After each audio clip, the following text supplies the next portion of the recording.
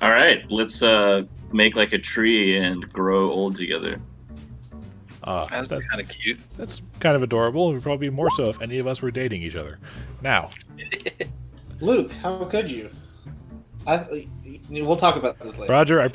Roger, I've broken your heart once through role playing. I don't want to do it again. Yeah, that was a fun time. I'm sorry. Oh boy. I'm gonna have to hear that story sometime. It wasn't really his fault. It was mostly his fault for not giving my dire bat its own spot in initiative order. That is what I will never forgive him. Batty was still broken as fuck, and you know it. Hell, that's the point. It was my way of reining him in. But raining on my parade. But anyway, that is a story for another time because that is the story for another time. Yeah. So when we last left you guys, your characters had one hell of a day yesterday.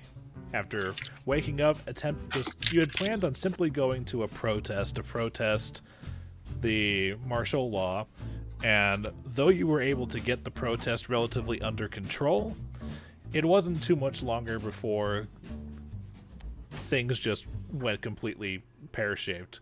A combination of Lord Mayor Thrune's 8th proclamation and the Chellish citizen group agitators in the crowd, causing the protest to descend into a full-on riot, which you all handled yourselves relatively well in before having to run away because the Datari got kind of narky.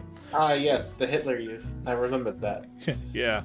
And then, speaking of confronting the Hitler Youth, you stopped them from caving in the head of a nobleman named Rexus Victicora, who you brought to lunch in a safe place to talk, and he told you about his mother being the head of one of the city of Kintargo's various orders and societies, specifically the Sacred Order of Archivists, and she had tasked him with finding help to find the last remaining remnant of the legendary Silver Ravens who defended the city of Kintargo decades ago during the Civil War. Following the clue that she left Rexus, you guys went to the Fair Fortune Livery, a long, dilapidated slaughterhouse-turned-stable with a reputation for being haunted, that after you guys went through and cleared out, suffering a couple nips from rabid dogs and various rodent-like things in the basement, found the cache with some weapons, some armor, some equipment, and a locked box that none of you have been able to open yet.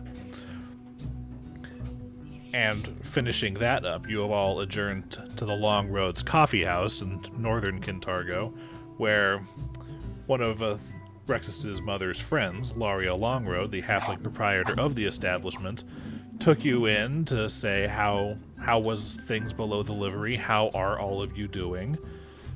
And as you spoke with her, she was listening intently and getting a feel for you guys, and mentioned that she may have had something that people of your capabilities could help her with, but she wasn't going to impose on you after such a busy day. So those of you without homes in the Noble District took her up on her offer to use her guest room to sleep the night, with the promise that you guys could have fresh coffee and pastries in the morning as you discuss whatever business she wants to discuss with all of you. And that's where we find ourselves, with Icar Jhaltero back home at the Jhaltero estate, and the rest of you in various stages of waking up and resting in the guest room of the coffee house.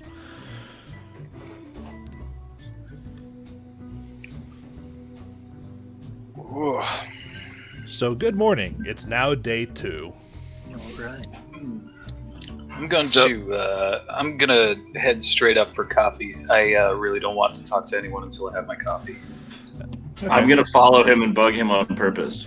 As you guys actually leave the guest room, there's a sitting area where the ladder that brings him with me. No, the ladder that leads up to the second floor empties into a sitting room that's adjacent to the guest room. So as you guys come into this sitting room, you can actually see Rexus is already awake, actually, and the locked box that you guys were having trouble opening is now sitting propped open on a table, and he's thumbing through what appears to be hundreds of pages of documentation of some sort.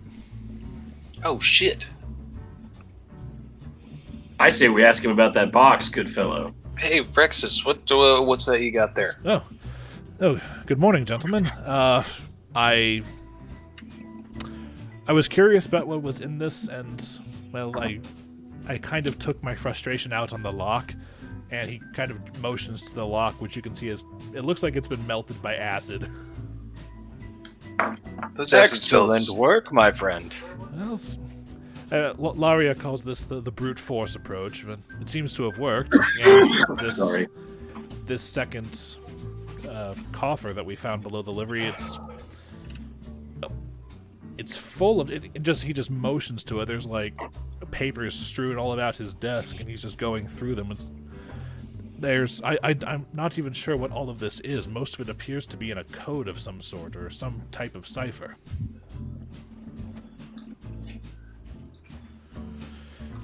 I'm gonna flip through some of those documents.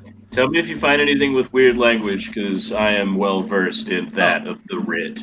Oh, and Rexa says it's actually written in a combination of 3 languages. I think it's I'm fairly certain that you speak Elven, Flickie, but I don't want to assume. I do. Yes, but it's also written in a combination of Celestial and Strix. Well, Ooh. I'm shit out of luck on that one. Okay, well, I wonder why there'd be celestial writings in this box. Even celestial writings themselves are not necessarily holy, for celestial itself is, but a language just used by those on the higher planes.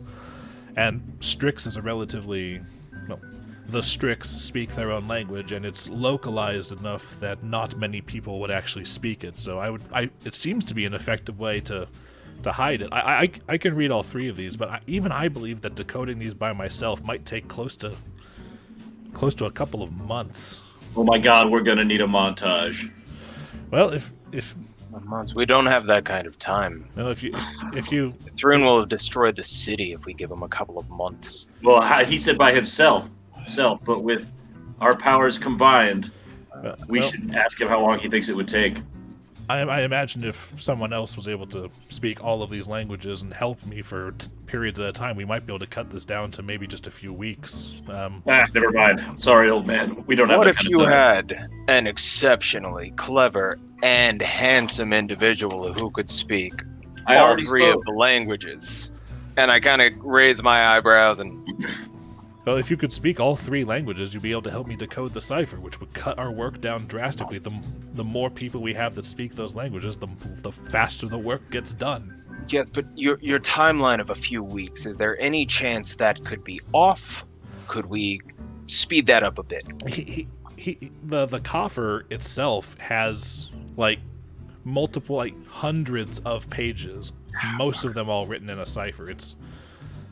Oh, the whole thing is coded. Yes. Can I peek through it and see if there is some kind of a decoder ring of sorts? Yeah. Not specifically a ring, but a code sheet or something that explains the cipher.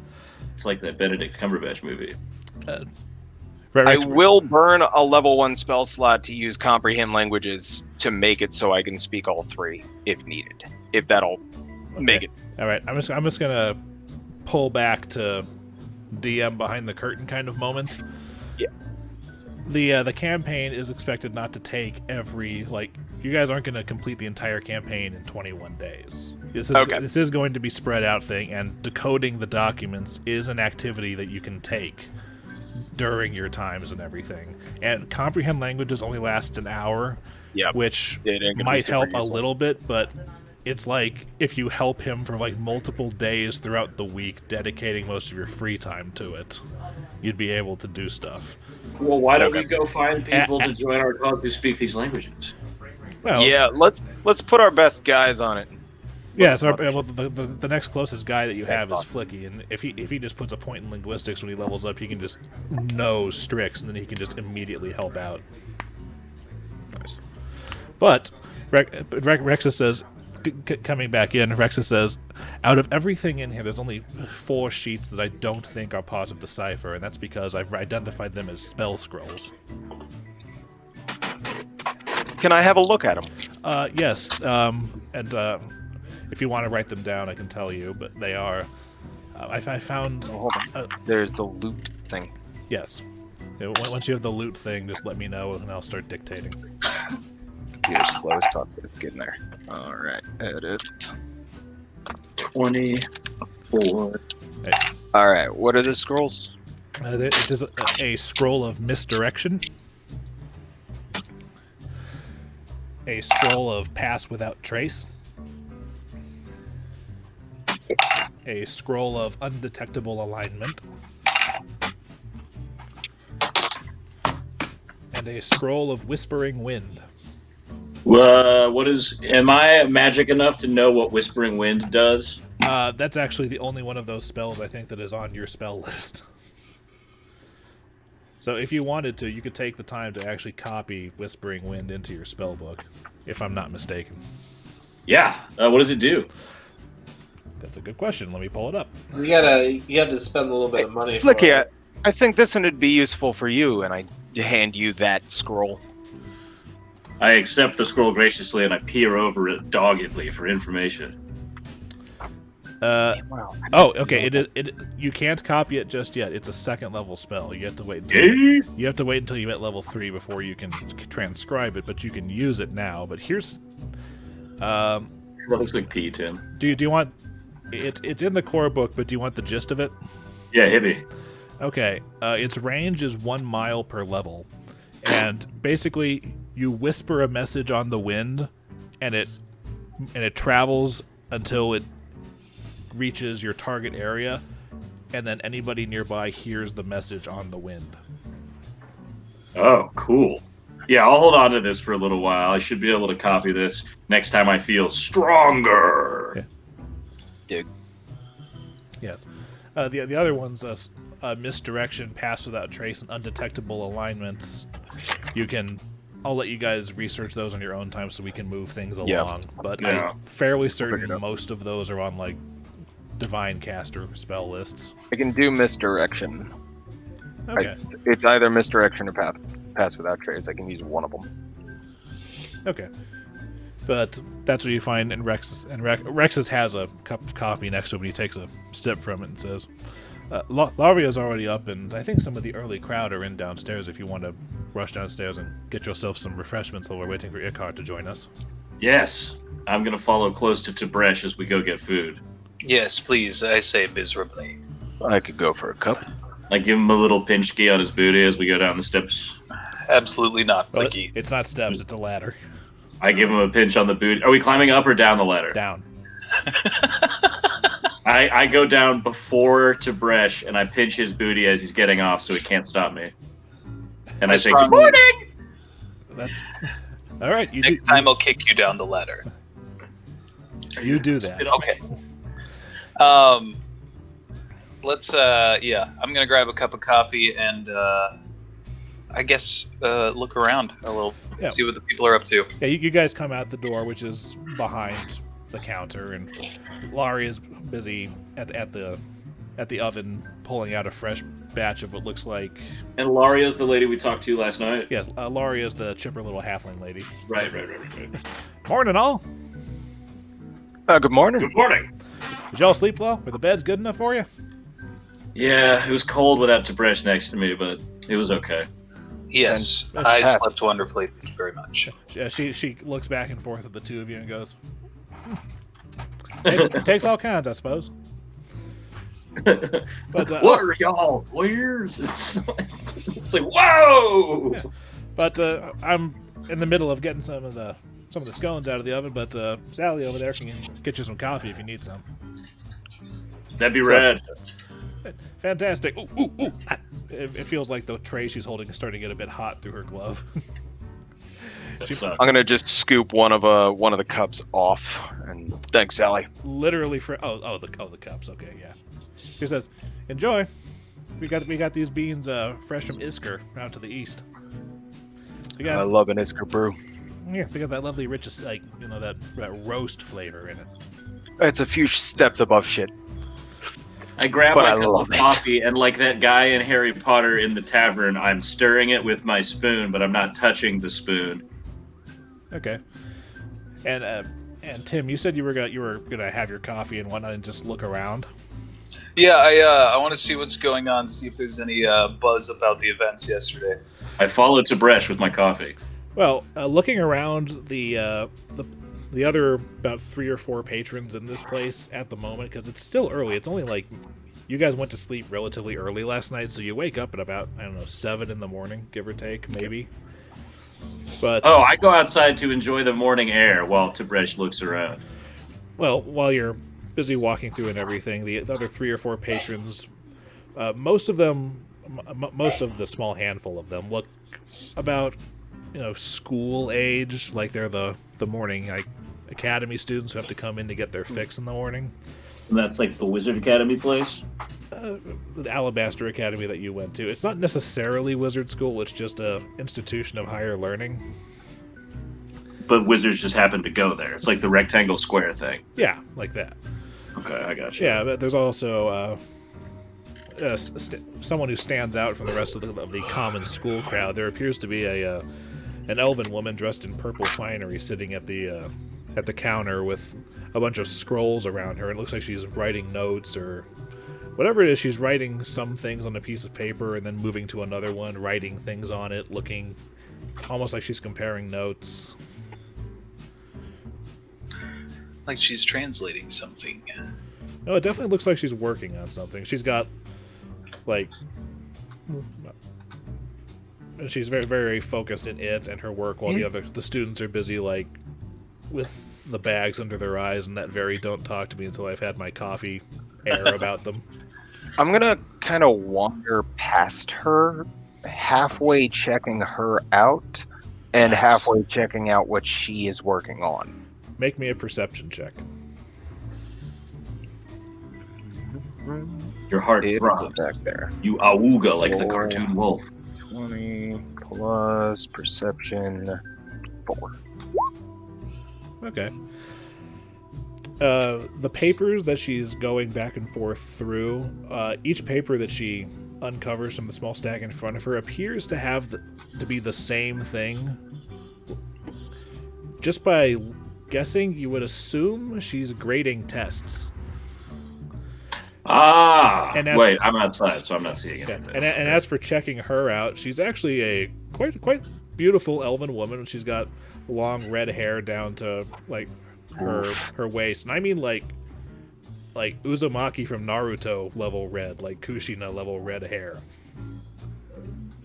Spicy tomato head. As I'm wandering by, kind of sip the coffee, I notice what she's working on and say, little early to be grading tests, ain't it, miss? She stops writing with a quill and just turns and looks up at you and says, "And when is the appropriate time to grade?" I'd usually like to get past my morning cup of coffee. After that first You gotta take the morning to warm up and get started for the day. You must have just woken up. I'm not holding coffee for nothing, darling. Yeah, you call her darling, and she just gives you one of those. I'm gonna give her a wink and walk away. Okay, she's I'm fucking bored of this bitch. Goes back to her drink. I am gonna look over my shoulder for a last up and down, though. I come running back through the restaurant screaming "bathroom" as I shoot back into the restrooms. Okay. I'm gonna prestidigitation a fart smell behind him. There's no need. I've already shit myself. I'm gonna prestidigitate the shit out of his pants. Where are you gonna put it? It just disappears. Prestidigitated. I don't know. No more poop. What about the law of conservation of shit? It's gotta go. It just somewhere. goes back inside him. That's Shit how can this only take other forms. prestidigitation It can works. never be destroyed. He's yelling bathroom, and I'm just whoop, pushing it back up. Oh God. Well, that happens.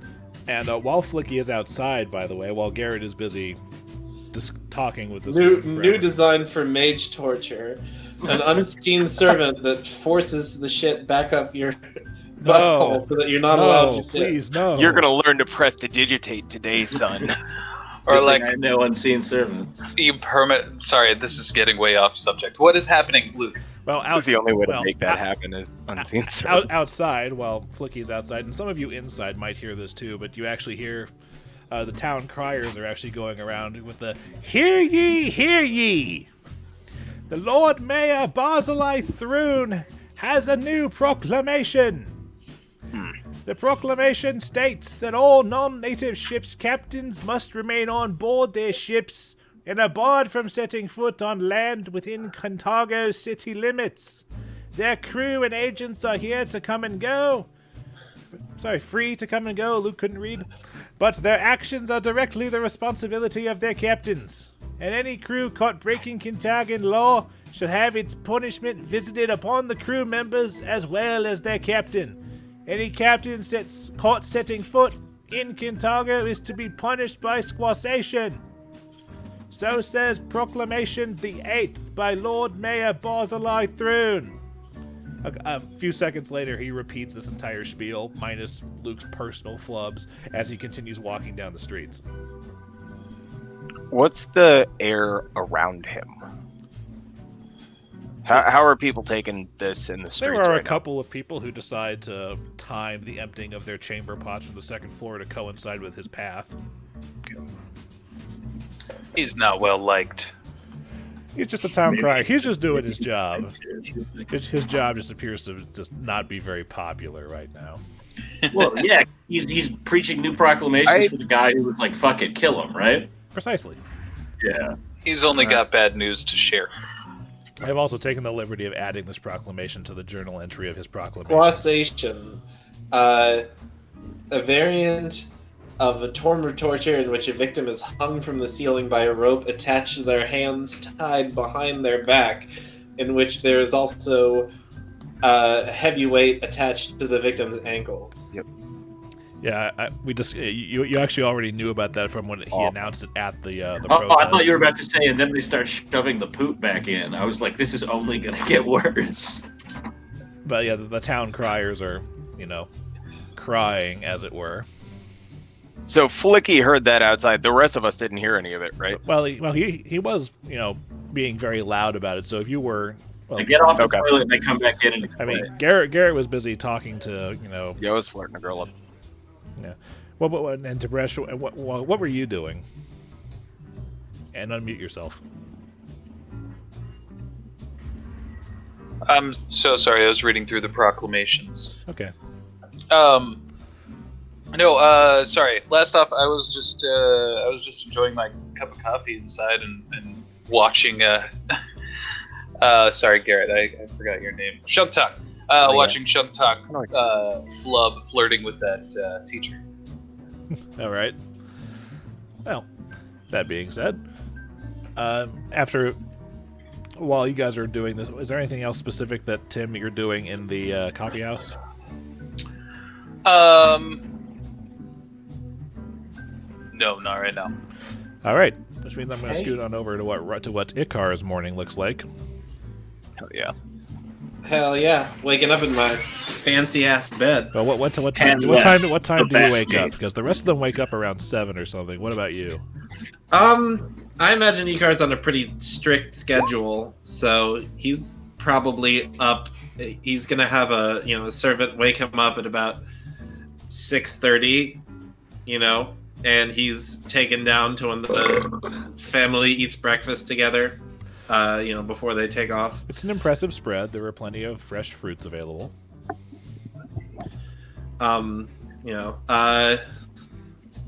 will definitely help himself. After yesterday, he's not going to skimp on eating breakfast, which is probably a little unusual because he doesn't eat a whole lot at breakfast. He's also generally not up this early, but we did go to bed at a pretty early time as well. All right.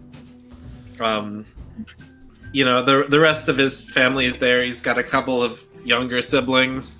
His father's there and his stepmother. And he'll say hello to them. Morning, son. If they're reading whatever the town crier, whatever morning reports they've been served. It looks like your father is going over some of the quarry ledgers. Father, do you mind if I ask you something? No, not at all. Do you No? plan on going to the Go Longroad's on. coffee house to collect some pastries this morning? No, it hadn't crossed my mind yet. I'm still in the middle Nope. of the ones here. It's kind of Well, glitching. if you wouldn't mind, I'd like to take a brief pause from saber practice this morning and make a visit to that part of town. Well, as long as you're careful, especially with after yesterday, I'm sure that the Dotari are out in stronger force than usual. So I think you should be relatively safe. Yes, Father. Thank you. They will return. And he'll finish eating his breakfast relatively quickly. Stay grab out of trouble, stuff. Icar. Who? Me? Trouble? Yes. Yeah, I saw you pick up that sword, son. Is everything all right?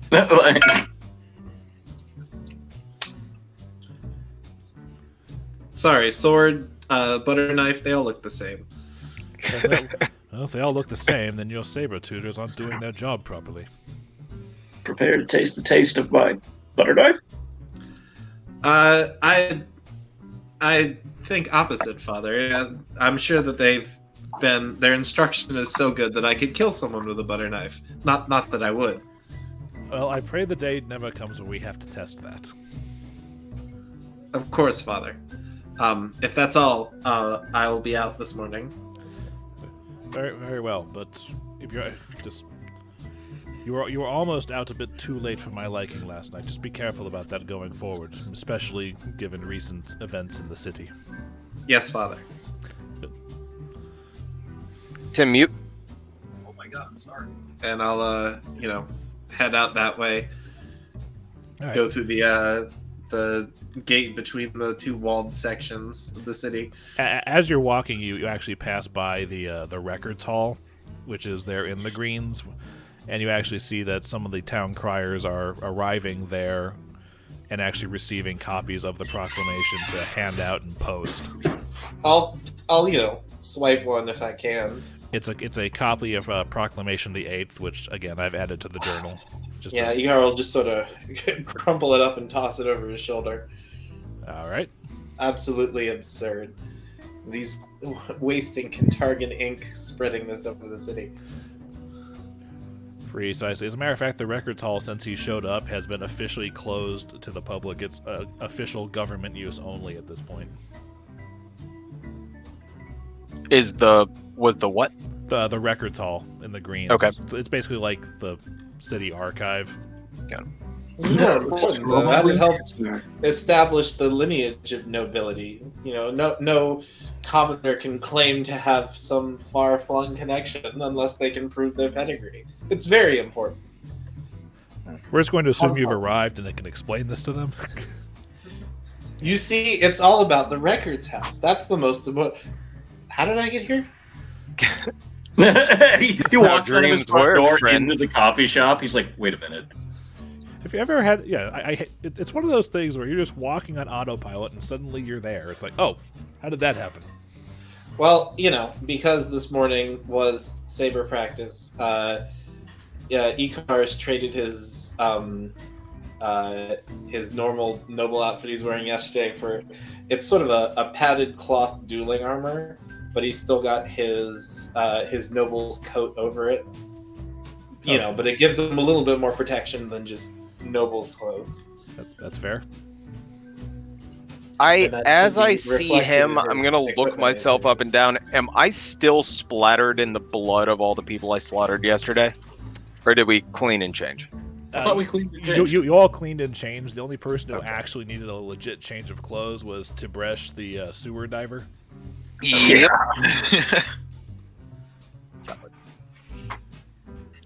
Well, what's up? We greet him. I greet him. How you doing, man? It's good to see you so early.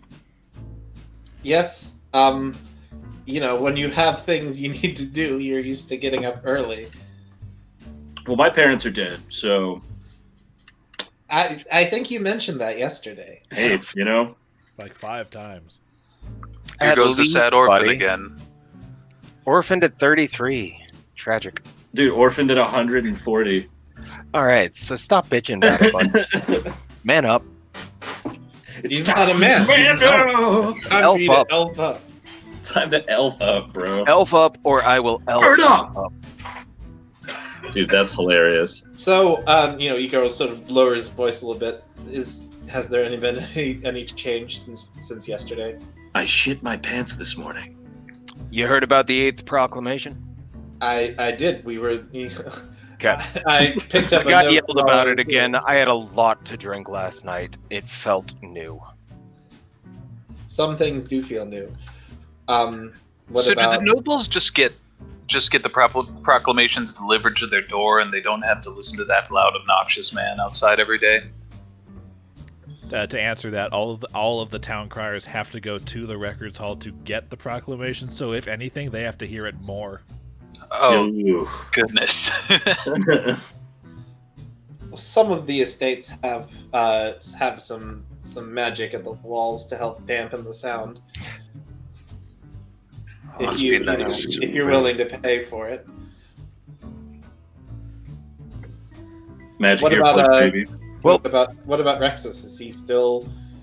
Oh, dude, doing well? he cracked the box open. Come check this out. There's hundreds of pages of crazy text. Hundreds of pages of what? Crazy And text. Come check it incredible. out. Better for you to see it. And lead him still, inside. is he still upstairs? Probably. He was thumbing through it all night. All right. Icar will head up the ladder. Wait, real quick, you have to try one of these scones. Okay. What one scone? I fetch him a scone.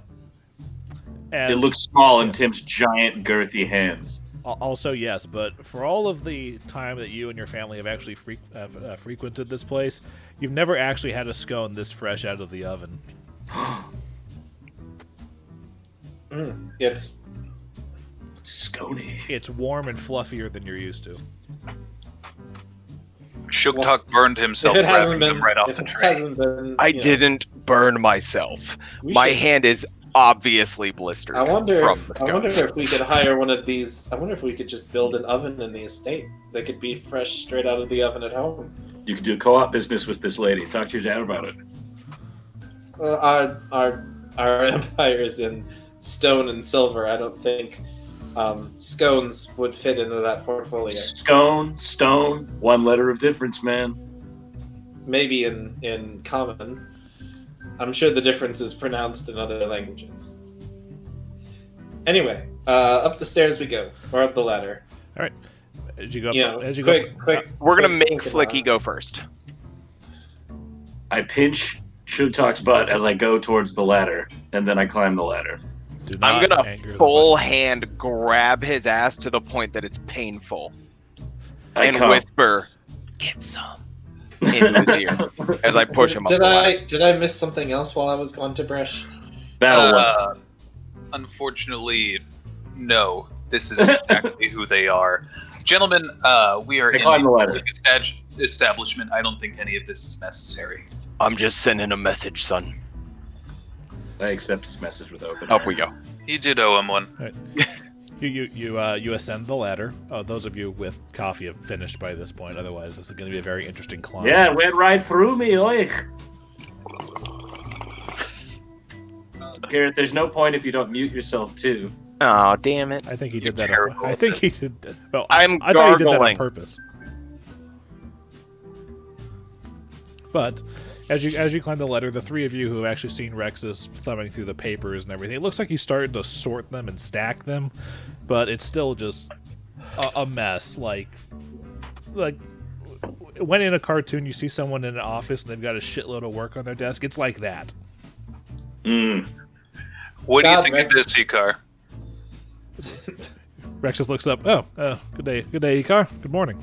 9 hells, was all of this in that box? Yes, that's why it was so heavy. It turns out that all the iron was just, really, really thin, hammered on the outside of wood. The weight came from the fact that there was at least hundreds of pages inside. Well, what is this? Well, I've explained it to them already, but the short version is all of these documents are written in a triple language cipher. Incredible. couldn't be any worse. Well, if they opposed Thrune during the war, I don't think they must be important. Some of this is Elven. Yes. Some of this I don't recognize. Yeah, the parts that you don't recognize are probably the parts written in Strix, because I'm fairly certain even if you can't speak it, you recognize Celestial. I don't speak Strix, but it's... The ones that look like scratches are Strix. The ones that look flowery and elegant are the ones in Celestial. It's not written the same, but if you could say it out loud, it must be similar to Shadow Tongue, although I don't think Shadow Tongue has a written language. I wouldn't know. Actually, I can probably check if Rexus knows that. My bird relieves himself on Tim's shoulder.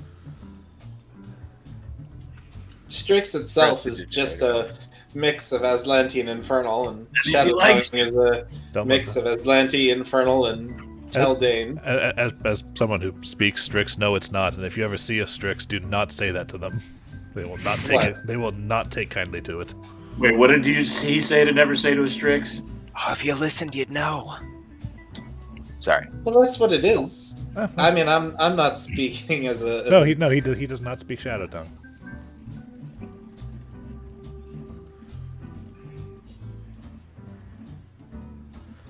One of the tutors we have in the estate is from Nidal. How does that go for you? Well, they can't go back to Nidal for whatever reason. So... Well, I'm sure it has something to do with martial law or whatnot, but everyone from that country just gives me the creeps. He does. He absolutely gives me the creeps. I avoid him, and yet I'll find him. He'll just be behind me for whatever reason. I don't know. Well, while you're discussing things, there's sounds like of someone coming up the ladder. And a couple seconds later, Laria's head pokes through and says, "Saw that you were all here. We're just finishing up downstairs." Ah, good morning. I'm afraid I did not properly say hello while I arrived. Oh, it's all right. I was too busy to notice anyway. Yes, you do an incredible amount of business. I've never come in the morning to see what you do here at the bakery, but... Well, to be fair, only the really, really early birds are here right now, or just a moment ago. This is the lull period where we get all of everything sorted out before the actual morning rush comes in. Yes, I have to say, these scones are incredible here, but so much more so than by the time they make it to the greens. Well, I'm so happy to hear that. Well, if there were some way to make them this crunchy and fluffy... How much would it cost to build one of these ovens? Are you trying to steal my business, young Mr. Jhaltero? If it's up for theft. Well, if anyone tries to steal, I'll make sure to give them a good solid kick in the rear. I see. I'll keep that in mind. And I got halfling feet. You're gonna feel it. Is that so?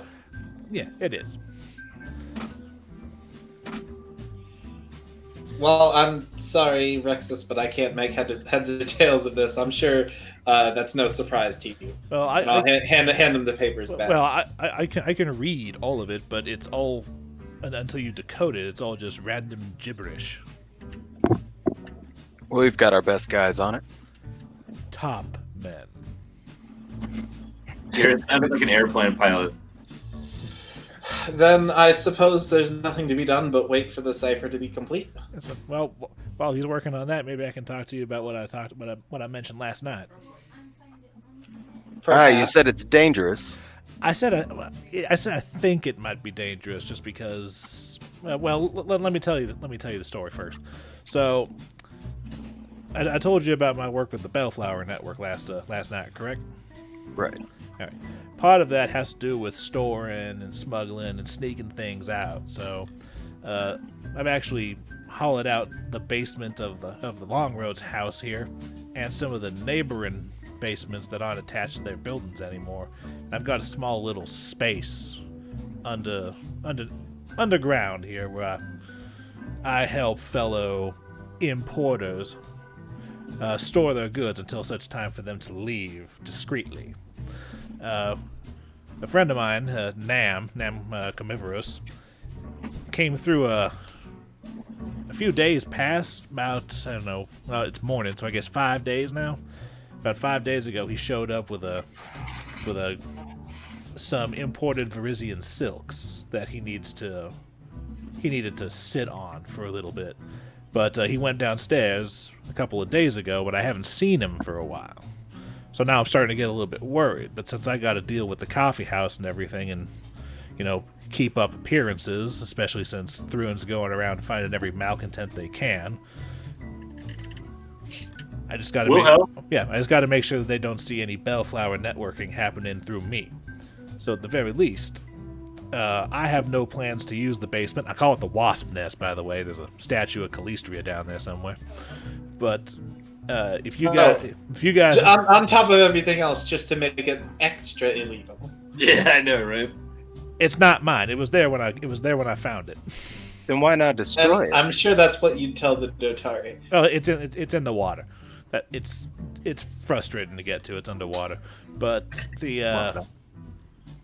there's a handful of rooms down there. Since I have no plans to use it for the Bellflower Network or anything right now, while Thruin's busy waving his dick left and right, if you guys need a place, a secret place for a little while to do any of the Silver Raven stuff you're doing, if you help me find out, if you can help find Nan down there, figure out what's happened to him, I'd be happy to let you use the Wasp Nest for a while. I say yes, team. Yeah, it sounds like a hideout and a new friend. Yeah, that sounds like all in opportunity for this. You just want us to find this person and make sure that they're okay? Yeah, I mean... And alleviate the situation if they are not so... Yeah, I mean, I know this. I know...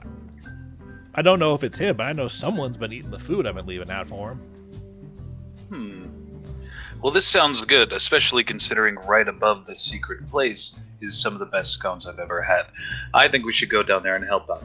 Okay, I'll lead you down there because you get to the actual basement of the coffee house, and there's a secret door in the wall that leads to the complex proper. I'll show you how to make that work and everything. Then I got to get back upstairs. I lean over to Icar and rib him a little bit and say, "You never know when you're going to need a giant cave underground for secret things."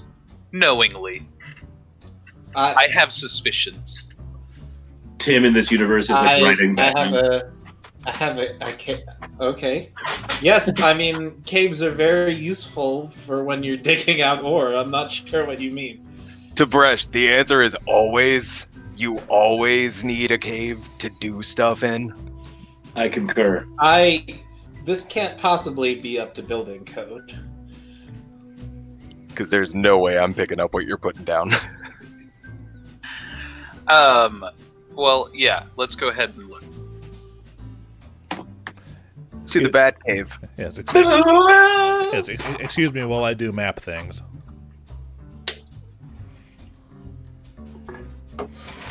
Man, I wish my computer was running at a good speed and there was a Microsoft PowerPoint transition that was just a bookshelf with a book going clink, clink, and then the screen rotating around.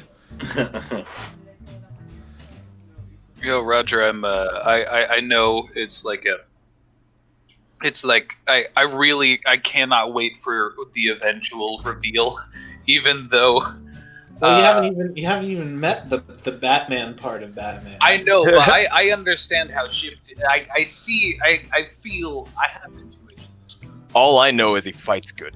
He's recently come into touch with his wisdom. He fights good. He says is like the last time I'm pretty sure I missed 80%. Yeah, you stabbed the ground and tripped. Yeah, a full 2/3 of your attack rolls have been less than an 8.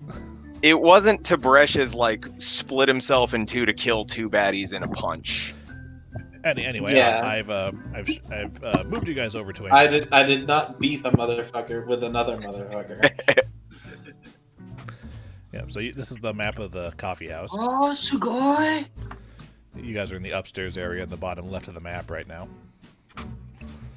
And I'm just Did you build this map yourself? I did not. Every single one of these maps is pilfered. Okay, right on. And I'm going to move you guys downstairs to the behind the counter area because so up here, this door right here on the right.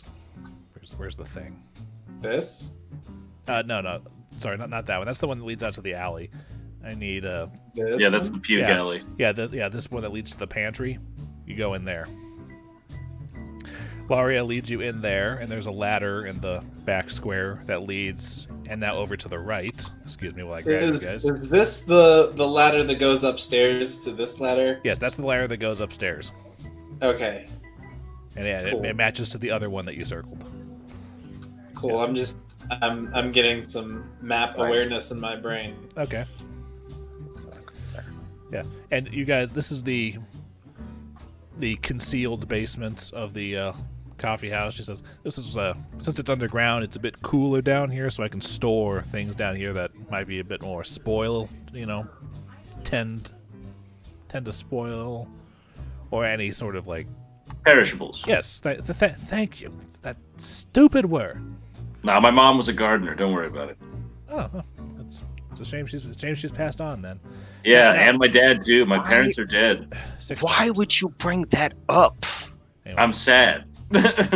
No, not you. I'm talking to him. Like, why would you do this? We just got him to stop. We just calmed him down.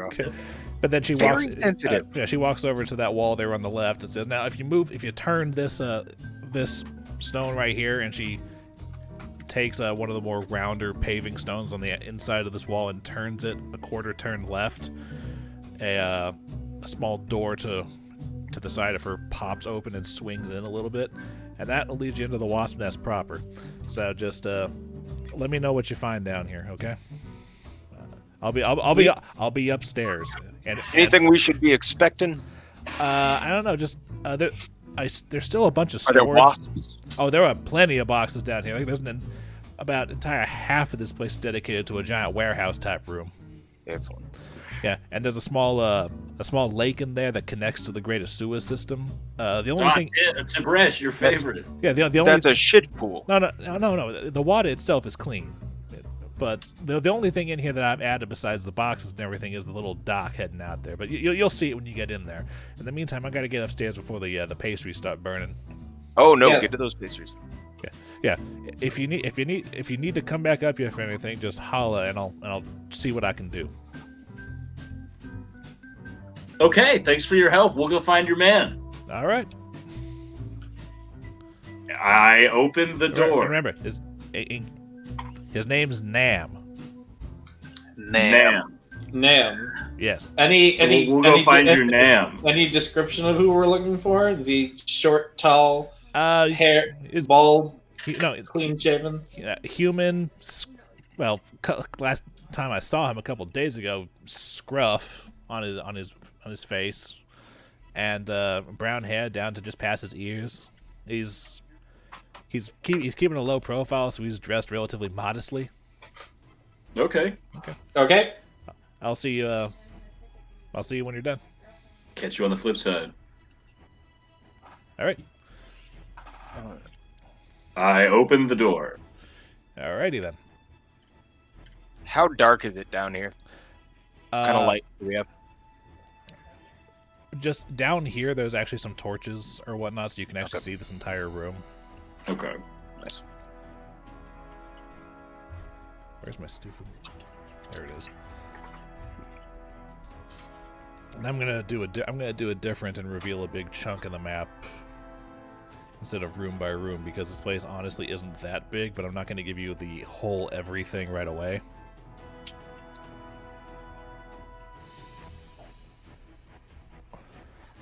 Whoa, all right.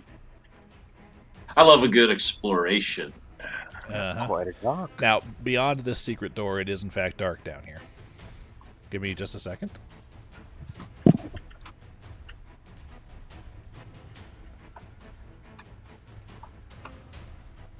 Boosh, there's Tim the Hawk.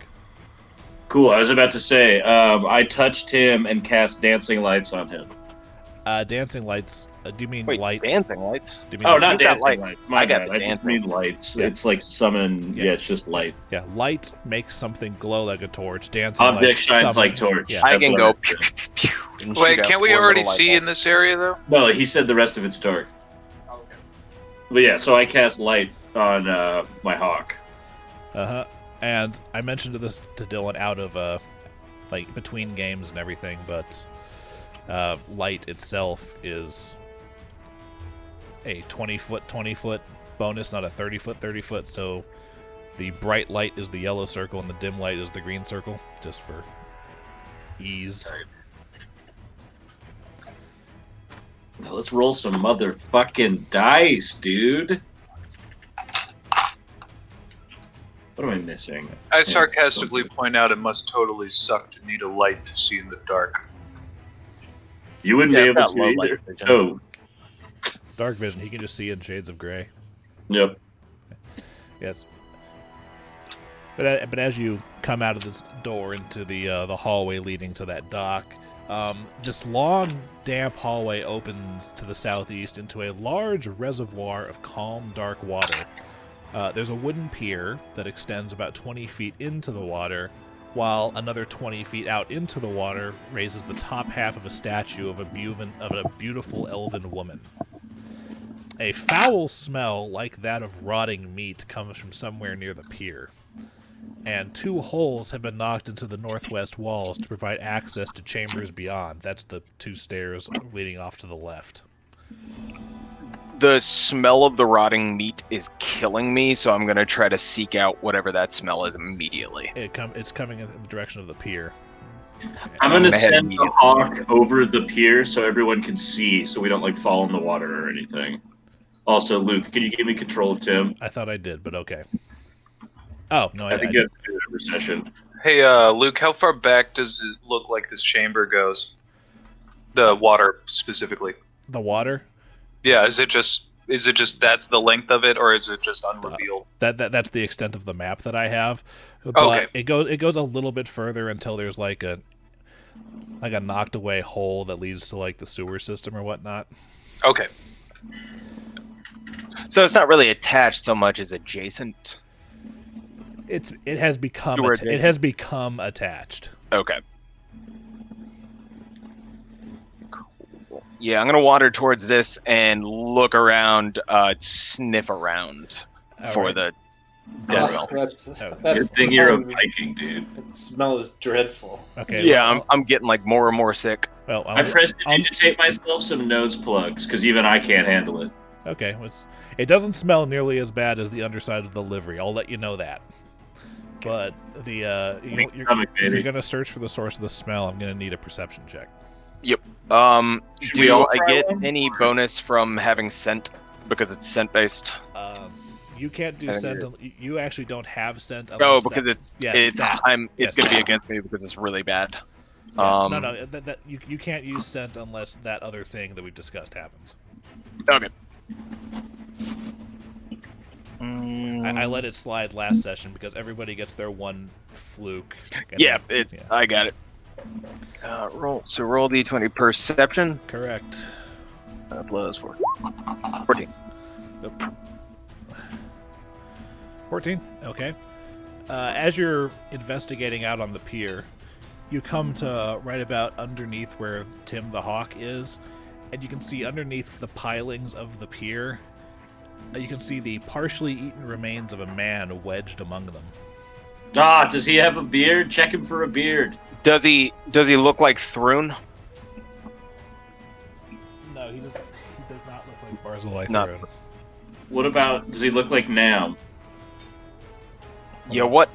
Hold on. You said he's partially eaten, right? Like, Guys, we what part? got a half eaten guy. Does it? Yeah, I'm gonna back. like, No, I'm gonna look around. I want to look closer and try to see if I can find what ate I him. don't know. Any sign of it.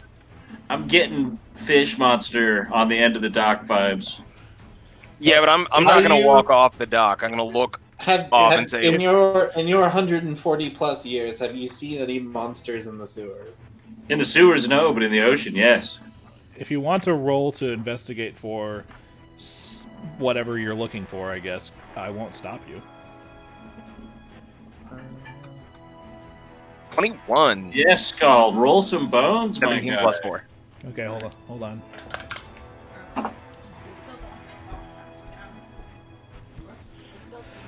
There's a couple pieces of like, it seems like some driftwood or whatnot has worked its way in here because you guys are technically kind of on the coast, so the sewer system, some of that pale white driftwood has come in here, and some of it's just kind of bobbing around, and you're just kind of looking into the water, and you notice that there's this one piece of driftwood that's kind of like rigid and bumpy, and you unfortunately notice a little too late that a part of it moves like an eye. Fish monster on the end of the dock! And initiative. And this thing gets a surprise round on you guys. With a 21, how stealthy was this motherfucker? Damn. He rolled a 19 plus 13. Oh, yeah. Because he's submerged. Yeah, he gets a plus 8 bonus to his stealth roll for being in the water. Yeah, that makes sense. I should have backed off, but I'm so curious. Okay. Wow, I rolled a 1 for initiative. 14. Hold on. Let me add you guys to the turn order thing, and then you can You just tried to assign see yourself. him, but it didn't work. So what are we gonna do now? Oh, ha ha ha. Oh, wow. At first I couldn't see that monster. First you were afraid. That's what I was thinking. I was right there with you, Luke.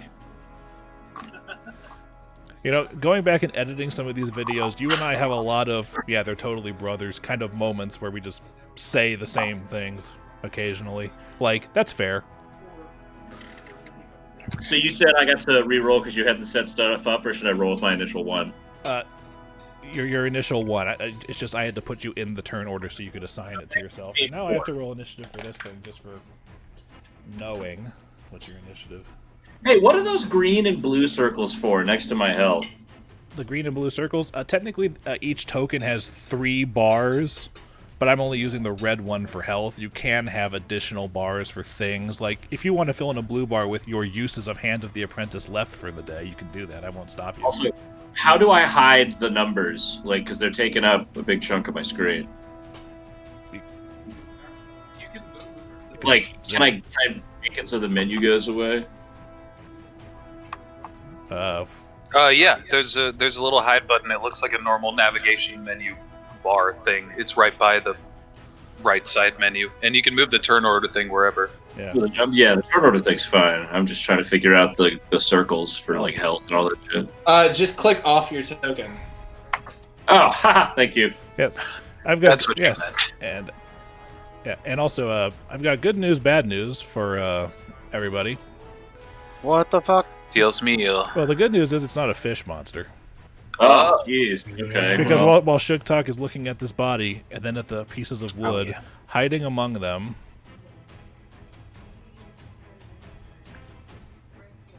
oh no! A crocodile with a mustache. a pale white alligator lunges out of the water towards Sugtok. And so against your flat-footed AC, I make this attack roll. Uh-oh. Come on. Hit him. Does a 12 hit your flat-footed AC? So that's AC minus Dex? There should be a space for it written in your sheet. But yes, AC minus Dex. Yeah, 13. 13? Aha, it missed. So, Eat shit. as you're investigating... The shield saved me. The rotting smell caused you to recoil slightly and puts you just outside of its chomping range. Is that... I'm right here. I'm grabbing a beer, but I unplugged my headphones so I could hear you. All right, what's your initiative, by the way, Dillon? It's 1 plus your Dex. 22. He went away. So, he went away. So I think his Dex is 3, so his initiative is 4. So whatever. You get punished for walking away, man. Well, the good news is that miraculously at the top of the turn order, after the 1 surprise attack, Sugtok gets to go first. Hey, he's right in its face. How close is he to me? Is he close enough that I can smack him? You'll have to move closer because your reach is only the 5 feet, so the square's immediately surrounding you. So wait, does he have a 10-foot reach on his bite? Holy crap! Yeah, that makes sense. Because it's a lunge, big ass thing. You're right. He surfaced here, and the lunge made him end up here. So I'm not close enough that I'm within attack of opportunity if I leave. Actually, because he went up to try to get you, he's kind of like here, so he's kind of like up on. But if I move, I'm taking an opportunity attack. Correct. Yep, I'm gonna smack him in the face with my Masterwork Silver Morningstar. Okay. You didn't pull it out. It was a surprise, right? So yeah, he has to take the move action to take the it move out. action. I'll pull it out and go fuck you. Which normally would provoke an AOO, but since this thing is a fucking animal, it's not smart enough to recognize that, so it has it snap, and now it's like waiting. Shit. It has an intelligence. And Morningstar's strength bonus to hit, so D20 plus strength. Plus your base attack bonus, which is 0 right now. Oh, so, yes. So what's your... So plus 4, just strength and then BAB? Okay. Oh, it's Masterwork, so it has a +1 bonus to the attack roll. So 16. Nice! 16 does hit, roll damage. Roll D8. And then plus strength? Correct. -1.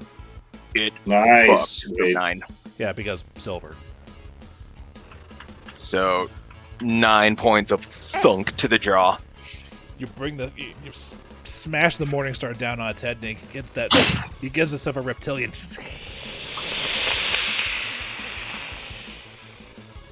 But first, Icar gets to go. Okay. I'm gonna whip out that composite short bow that we got the other day. Okay, you mean yesterday? Yes. Today. And I will. What's the penalty if I don't have precise shot? It's -2, right? 4. -4. Yeah. Aw, lady bitch. Is that really the cat's name? No, it's Lady Sniff, but she's a bitch. Okay.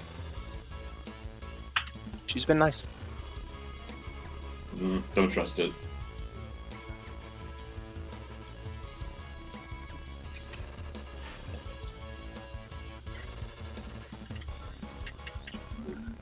Is that including the -4? Yes. Unfortunately, it does not hit. Okay. It sails just a little bit past over its head. Get a little spooked. Alright, that's me. Tib'resh. Tib'resh punched the top of his skull off of his body. Okay, I'm not quite sure if I can cover the distance. Hang on. Oh, that's true. You're back there. If you were I can only do it if I'm running. Yeah. Or charging. Yeah, if there was a straight line like this, you could charge, but the wall and the water are in the way. Right. So, what is? Fuck! I don't have the line drawer thing. I never know how to do it. Yeah, it's the one with the circle with the ruler in it. Ah, yes. Okay. It's the thing I'm doing where I'm just. Yep. Okay. So that would be. Roger, how do you pivot like that? Just down. You right click as you're holding. Okay. Oh. Neat. Okay. So yeah, that would be 45 feet, and I cannot. Well, you could go over here. Yeah, I can move. I can move within range. Yeah. By the way, guys, That's 20. I I want to let you guys know on a little DM rule just for going forward. A square like this one. If the square itself is more than 50% standable space, you can stand in it. But so you're saying this square right here we can stand You in? can stand in this square, but if it's like this one down here where it's 50% more than 50% obstacle, you can't stand there. Okay. I'm sorry, this is just a perfect opportunity to demonstrate that. No, yeah, you're Okay. right. Well, I Am just I on zoomed rough in, and that terrain right alligator now? looks a lot more On the scary. dock, than or it am was. I okay to walk? This is as far as I can just regularly walk, and I don't want to provoke this guy. So I'm gonna get up here. Fuck. Sorry. I have to select move now. That's why. Okay. Eventually, you'll get used to it. Yep. So I'll move ahead there, and I'm going to ready to grapple this alligator. Hey, alligators have scales and stuff. I want to try and figure out how effective my fists will be against it, whether I should draw a weapon or not. It's like gator leather. Knowledge nature for animal checks. Fuck. I don't have any bonuses there, but I'm gonna give it a try.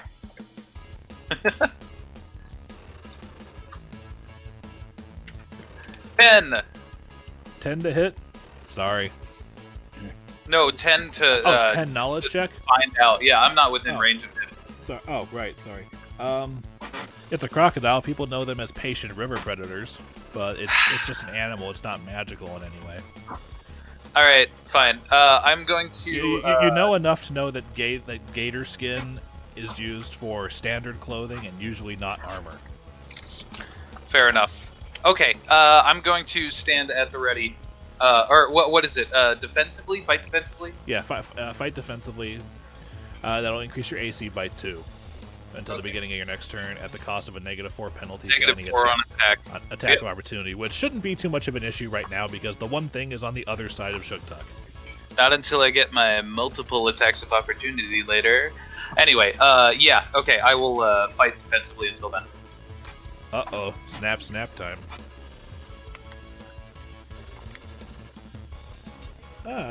Snibbity snab.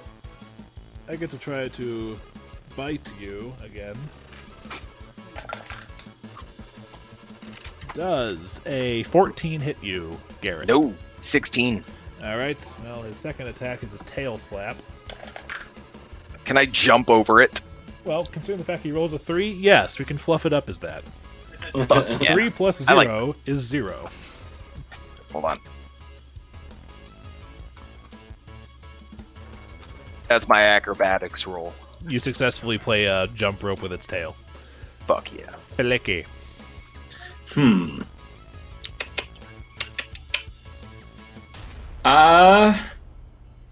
I am behind a wall, so you actually... Yeah, no, I'm going to have to move 5 feet if I want to hit him, so I'm going to do that. Because now I have a straight shot to him. Mm-hmm. And I'm just going to do something unheard of here and cast Ray of Frost. That's plus 5. 17? 17 hits its touch AC. Tight. Okay, cool. 1d6. 6, baby! I will show you my camera if you don't believe me. No, I believe you. Okay. A bolt of frost slams into the alligator's... he just is... Yeah. You catch its tail at the end of the spin attack as it just tried to do on Sugtok, and your bolt actually goes through a thin part of its tail, leaving a small little circle surrounded by frost crystals through its tail. That's fucking rad. We're gonna talk about this later, guys, right? Right? Yeah, cool. Let's keep going. Sugtok! Sugtok sing songs. That shit's tight. Or smash. I'm gonna smash down with my Morning Star again, so that's roll the 20 plus... That is plus 4 plus 1? Because there's a plus 1 in its master. Master, yeah, a plus 1 on its attack roll. Alright. Don't forget the -1 for damage. So 12 to hit. 12 does not hit. Or at least if it hits, it doesn't do enough to do damage. I swing down in the exact same method as my last hit, and it just thuds onto the nose and doesn't do shit. It bounces like you're playing Hungry Hippos. Fuck. Tib'resh, punch this dude's head off his shoulders. Well, I'm debating Steve Irwin grappling it, but let maybe. Icar go first. Don't you bring his name up in vain. Alright. Second verse, same as the first. This time taking a moment to compensate. For what? For not hitting. No and no. Now Say Tib'resh. la vie. The bird is flying above you, so it's not actually in that square. Yes, Yeah, I was thinking about that. Sorry, I'm looking at my inventory right now. I just realized I still have a masterwork crossbow. The hand crossbow? Which- Yeah, but you're not proficient Yeah, I don't think with it. it's... Yeah, I'm not proficient. Yeah, because here's the thing. If you fire a ranged weapon at an enemy that is engaged in melee combat with an ally, unless you have the precise shot feat, you take a -4 penalty to the attack roll. Yeah, Right. that's why- In that's addition why. to the -4 penalty for not being proficient with it. As a matter of fact, the only time this came up last session, it didn't matter because Dillon technically had that -4 that I mentally applied, but he rolled high enough for it to not matter when he was fighting those gremlins. Nice. Okay. Yeah, that +5 to my fucking rolls is great. Yeah, alright. I'm gonna move up and just attempt a direct punch. I'm gonna aim for the eye specifically. Yeah, you can't flurry of blows.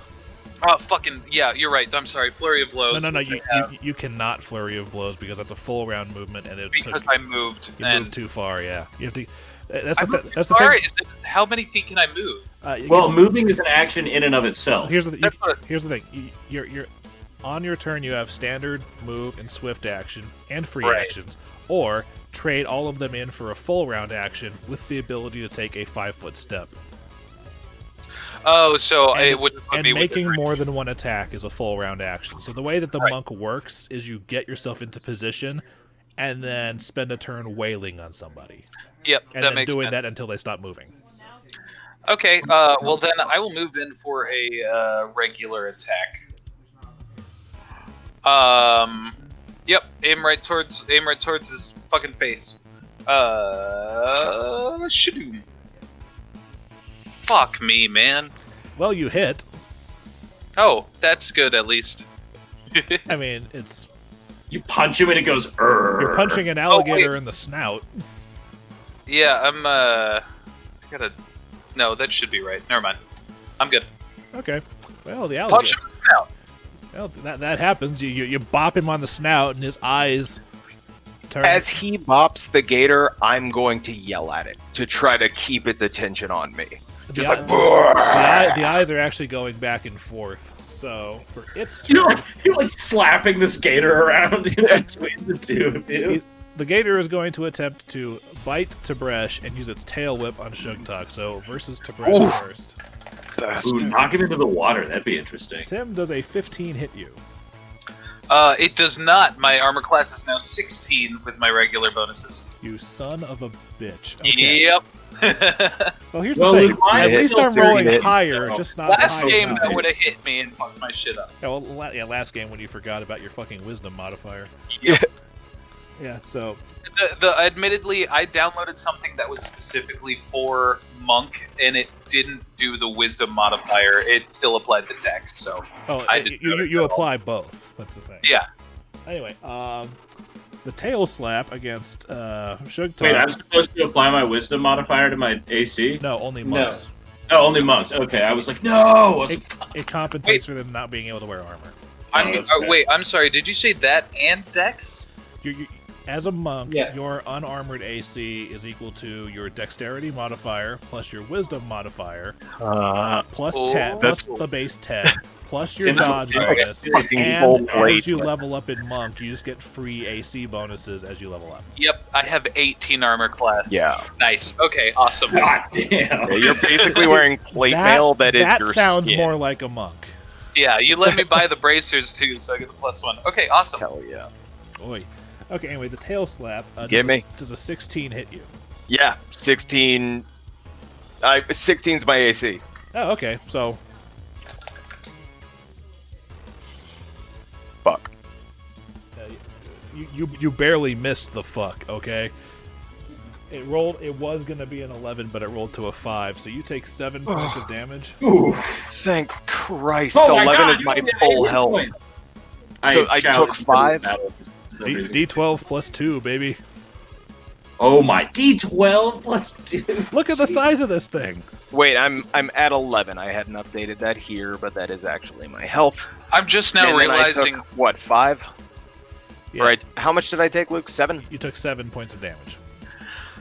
I'm just now realizing a crocodile might not necessarily want to hang out with us if we move away from its territory.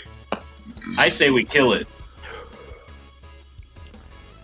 It's Flickie's turn, right? Yes, it is, because it's You're both- goddamn right Cry it is. heaving from that I hit like the to stomach. load my fingers. I'm like, shh.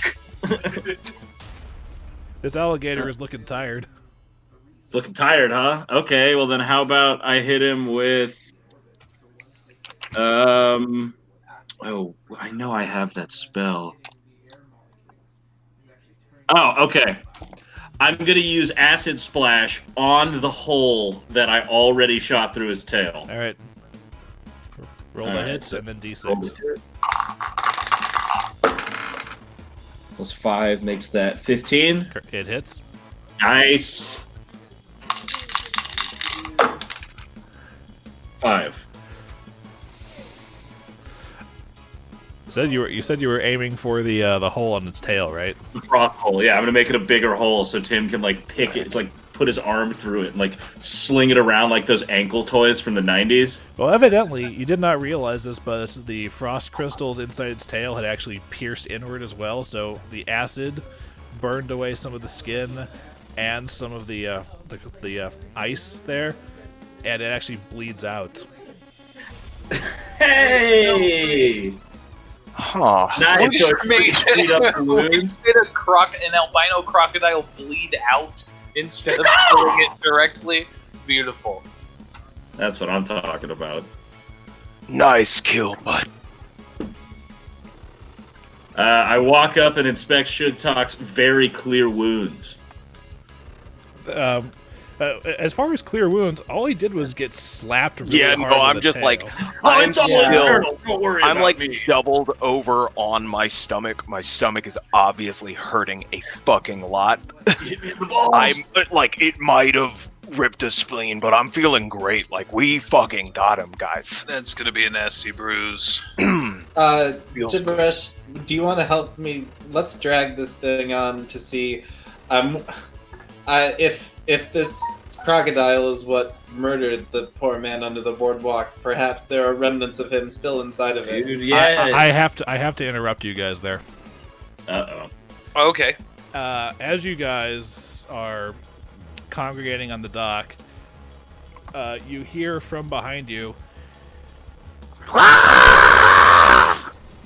And I go, geez, wait, where's Icar? Excuse me, I'm right here. No, I mean on the map. He means okay. he is hiding. Hey, Yeah, I came up to look at the crocodile. You fuck is that? you guys hear this and you turn around and you see Oh boy. this charging towards you. Fuck. Hey, I recognize A that thing. cough? This creature Cough. this creature looks like a humanoid crow, only with oily black feathers, glittering eyes, and a sharp beak. Ooh. Oh, I don't like that. It looks like this. Are we still in initiative order? Oh, I actually really like that. That design. You actually are in initiative because it specifically says if it notices you fighting the crocodile, it waits a couple rounds, then charges you guys. Okay, question. You said he's humanoid, so he is a humanoid creature. Obviously not like a dude. Monstrous humanoid if you want to split. Because I have a spell that specifically targets humanoids, so I was just making sure. What, like sleep or charm person or something. Days. Days. It says humanoid. I would let it count, but the first thing that happens is like. But yeah, it's to me, right? Because he just killed humanoids are not technically humanoids. Okay, never mind. They're two different. They're two But yeah, different it should be subsets. talked, right? So going back down, we're gonna start with it because its turn. It's spent screaming and charging towards you guys. Hey, my shit is glitching. I am going to refresh my page real quick. Right, I'll be you right do back. that, but it's Sugtok's turn, so I'm gonna go. Let's fucking go! And I'm gonna like start smashing my shield and go into a raging song. Okay. I already know that Dillon's not going to accept the benefits of the song because wizard. Who accepts the raging song? Is that something we can choose to do on our turn? When the song starts, you have to speak now. Yeah, or you forever gotta hold your decide. peace. But it's a +2 morale bonus to strength and constitution, +1 morale bonus on will saves, -1 to AC. It's basically half of a barbarian rage. Yeah, it's a baby barbarian rage. Can't use charisma, dex, or intelligence-based skills except acrobatics, fly, intimidate, or ride. And that's the gist of it. When the Skald begins the song, and at the start of each ally's turn in which they can hear it, they must decide whether to accept or refuse. Oh, nice. So you have to decide now and then again on your turn. Yeah, I'll go ahead and take it. I'll take it as well. Okay. That being said, so Sugtok spends his turn, well, singing, and then I assume standing That's my up. standard action. I don't think I've got anything else I can do. You could stand up. You said you were rolling on your side. Oh, yeah, like, I'll stand up, won't be prone. Okay. I meant, like, hunched over, but Okay. you're literal. Icar. Alright, so... Okay. So it's angry time. Okay, so I'm gonna go a 5, 10, 20, 25, 30, and then I'm gonna get a phone call. Alright, sorry, so Roger. Alright, Icar. Yes. You have moved. Yes. And then I attack. Shit. You know, maybe as soon as you put on your vigilante identity, you'll start hitting things. That's what I was Was saying. that- As soon as he becomes Batman. Was that including the +2 morale bonus to strength from the Rage Song? Yes. Damn. Damn, Garrett's like a modern art piece right now. +2 morale is just the +2 bonus to strength is a +1 to hit. I rolled a 6. There's no way to turn a 6 into a 1. Yeah. Tib'resh, you can charge this one. I can't hear you, Tim. Got it. Okay. Yeah, No, I don't even actually need to charge. Well, here's the thing. If you charge, you have to move at least 10 feet, and you get a +2 bonus on your attack roll at the cost of a -2 penalty to your AC. But I wouldn't be able to use a flurry of blows. You wouldn't be able to use it anyway. Oh, right, because I still have to. Yep, you're right. So that you can just basically run up to this thing and kind of, lariat the thing. Laria to... Yeah, I'm gonna rush in and try and. I don't know if I want to do like a. But Just like a- you are also raging right now, so. Oh, that's fair. Yeah, I should probably just punch right out. Okay, yep. Basic attack. Nice. Okay, yeah, that hits, and Oh, I should have gotten bonuses to that. it's okay. The 19 is enough. I can factor everything else in my head, and that's supposed to be +1 on damage because of the song, right? 6. So, Yep. Yep. You come up and you just catch it in the beak and just like, and twist its head around a bit, and it goes, and turns its head back, cracks its neck, and looks at you some more. Because now it's its turn. Bring it on, Crow. All right, attack. 2 claws. First is a 20 to hit. Shit. Second is a Unnatural? no mod 20. I rolled a 17 plus 3, and I rolled an 18 plus 3, so both of them hit. Oh, God. The good news for you, they use a D4 for damage. That's alright with me. The first one, you take 4 points of damage, Fuck. and the second one, you take 2. Okay. You take 6 damage total. Ow. Okay. Flickie's turn.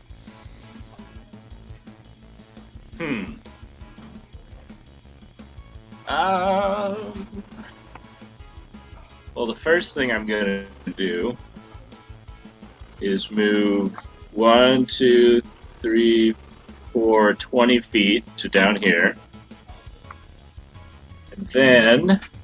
Oh, wait, hold on a second before you continue on. Since I hit you with both of its claw attacks, I get to rend you for an additional D4 damage. And you take another 2 points of damage as I roll a 1 on the die.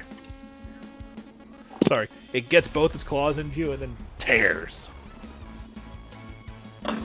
Jeez Louise, dude. We get like TPK'd by a shitty bird, man. Wait, did that happen to Dillon or me? That happened to you, big dog. Okay. Fuck. Yeah, I was like, oh, I forgot. It has rend. If it hits you with both of its claws, you take additional damage. Okay, how much more damage? Sorry. 2 more. Fuck. You were lucky that I rolled shitty on a d4. Yeah. Yes. Hey, give me 2 seconds to look up specifics on this thing real quick. I can't remember what the range is, but conveniently I can search spells.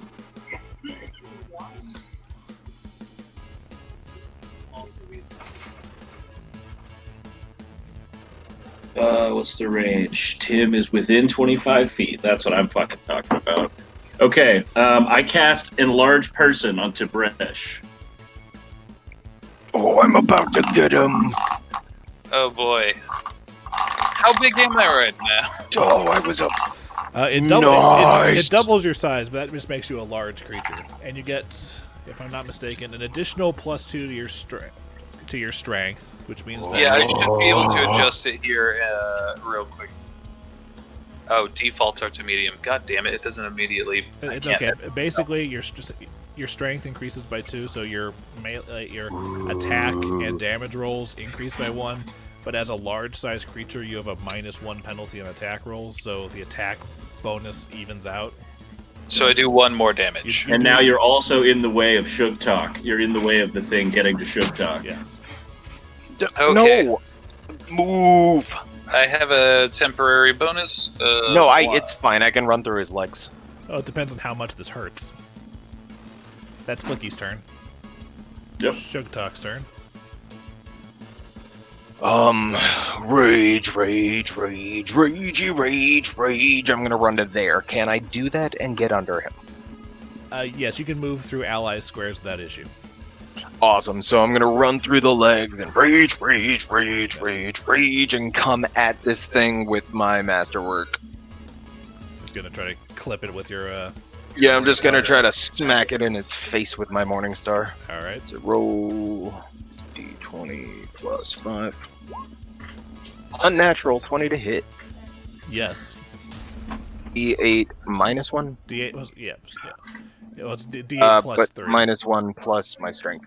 Yeah, so plus 3. Oh yeah. It's not too bad. You catch it in its elbow, and there's a solid. As you can feel bone crunch and splinter underneath your blow. For an hour. What? Tim's gonna be huge for an hour. I mean, Tib'resh. Okay. Or until you turn it off. Fuck that shit. Hey, Roger, you are now flanking because he's large. Oh, I like that. That's awesome! I'm not flanking also. No, right? No, you're not flanking. Damn, I should have gotten to... You'd have to be one Okay. square to the left. I could have... If I had moved Oh, it no. there, I would have been flanking. Yeah, but you also would have been moving through too many threatened spaces. I couldn't justify not taking an AOO on you. Yeah, he could have gotten one. Yeah, the only reason I didn't take Moving one is in because won't Tib'resh grew large and the thing was distracted by it. Does enlarge Is moving- person fuck with hit points, or is it just the strength? Does it say that it increases his con? Does moving into a threat range for the first time provoke an opportunity attack? Moving into No. a threat range does not, but moving But out if I of- move from here to there... Yes, moving that out of will. a threatened space provokes an Okay. attack of opportunity. Luckily, most things only get 1 attack of opportunity unless... Oh, they're never mind. really- He's only huge for a minute. I'm sorry. That's fine. that should be long enough. Nice. I'll be way back here. You're doing that on purpose, aren't you, Tim? To just signify being Yeah, big? no, I'm gonna act this out. I really need to His get weight into is it, multiplied by 8 right now. It's a good thing Fuck. It's a good thing he's off the pier. Yeah. so- Yeah. Get him this time! He finds the You other. got a -2 to Dex. So your AC drops by 1, Shit. Yeah. plus the additional 1 for being large size. So your AC drops by a total Everything of- balances But out. all equipment is also enlarged, so that means your gauntlets are these big fucking honking Yeah. gauntlets. They're You now more deal unarmed like damage. bracers. Yes, you now They're deal bracers. unarmed damage as a large creature, which is a D8 at this level for a monk. Yeah. Which means you Damn, might have to dude, roll yeah. this Pretty manually. much the only thing that happens is you lose that Dex, and the rest of it rules. Speaking of which, I guess I'll get that roll ready. Anyway, Roger, Yes. we were too busy discussing enlarged person. It's still your turn. Oh, okay. Is Sugtok in the same square as it? No. Nah, I'm just below. Okay. Alright. Well, I'm going to attempt to attack it with that nice flanking bonus. So that's +2, Yes, +2 to the attack roll, and plus he also gets his and then my morale from the rage song. if he took it, yeah. So that's an additional 1, so +3 grand total, and he also Right. gets his backstab dice. Damn, enlarged person came in at just the right time. I know, it's a good spell. No, that's a great one. Hell yes. Hey, he hits! All right, let's fucking... Not great damage, but, Well, you know. Not great damage doesn't mean it's not, enough damage, because while it's busy staring up at the suddenly giant orc in front of it, or half orc, you come up behind it and just stab it in the side of the neck. And as you stab, it cuts through what appears to be the string of some sort of amulet or whatnot on its neck. Hey! Alright. I sense magic that thing. How directly in this blood splatter path am I? Actually, 75% directly. I want to move to 100% and just. He like sits in the chair and pulls the chain, and like all the blood. Because I'm splashes still rage song. Like this Okay. is the end of the rage. This happens. Oh, love a good rage. But hey, disgusting. can I Excellent cut, Icar. on the gang? Can I perceive on that amulet? Amulets usually portend of magic. Are you anywhere near close enough to see it? I mean, it's only 20 feet away, and my hawk is like Yeah, that's fair. You got blazing no torch. Well, it is a metal amulet, so it would shine in the torchlight. Nice. So yeah, I'm like, hey, toss me that amulet real quick, Sugtok. I want to take a look at it. I'm going to walk it over to him because he's standing next to the water That's fair. I'll give you and say, I'd rather. wow. Here, friend. I'm still big for another moment. So, that. Yeah, you're big for like 54 more seconds, so enjoy it, big dog. Okay. Look You're at your big dick. and very Look at your dick while angry. you're this big. No, God damn it, Flickie, this is No. exactly what I was concerned about. Tib'resh. Wielding those spells willy-nilly. Tib'resh, What? What? get the gator. While you're big, bring him over here. Oh. Yeah, Okay. that probably wouldn't hurt to. Yeah, drag his ass away from the water. I'll go ahead and grab the gator and bring him back over. We can skin him or whatever. One-handed. Luke, what am I rolling for the As that amulet? resolves, I become... You would roll spellcraft to try to identify magical properties. You also notice that this amulet, now that's in your hand, it's actually a locket, and on the outside is the elven rune for mother. Okay, well, I guess before I proceed, well, yeah, okay, I get an 11 bonus to spellcraft, so let me roll for that. Tim, I want to believe, Tib'resh, as you were 23. You did not shrunk believe this in thing size is magical. and, had Okay, cool. I crack it open. And see It what's went from inside. holding and carrying to just like a Inside it caress down appears the to be snoot. tiny shards of eggshell.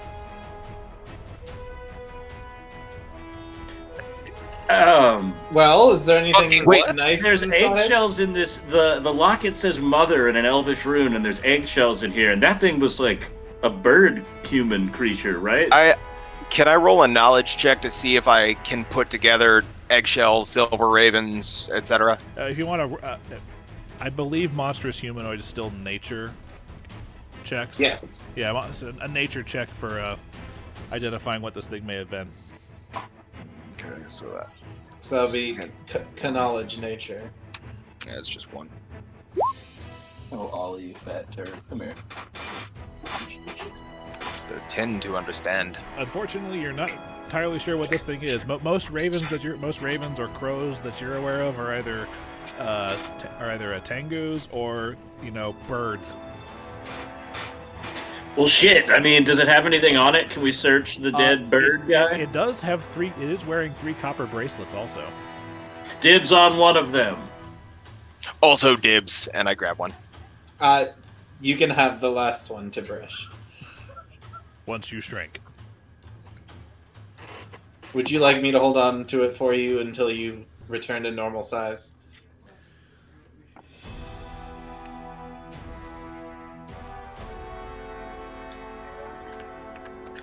Hey, Luke, I can have I some shrink me rest. back down again, or can I do that? I'll do it. No, wait. Look at your dick first. The entire thing with your dancing. Everything, It hasn't frozen everything all- increased in proportion. Everything. It's like Hulk getting out of the bathtub. I'm- That's in my head now. Flickie, Yes, you're not going to believe the size of my cock when I was enlarged. dude. Please, God, tell me about it. 4 inches. It was huge. Everything's proportional, but equally dysfunctional. I'm a monk. I haven't gotten laid in a minute. Next time, can I wield your scimitar? Is that a dick joke? Wait, Yes. my scimitar wouldn't have been enlarged. Hey, Luke, my body gets enlarged. Does my clothes also? I told you, all your weapons and equipment get enlarged as well. Oh, okay. I missed that. Yes, the spell is not that mean. Yeah, you like enlarge, but your clothes, your armor like kills you. Hulk out. You end up with just cut off jean shorts at the end of it. They're purple.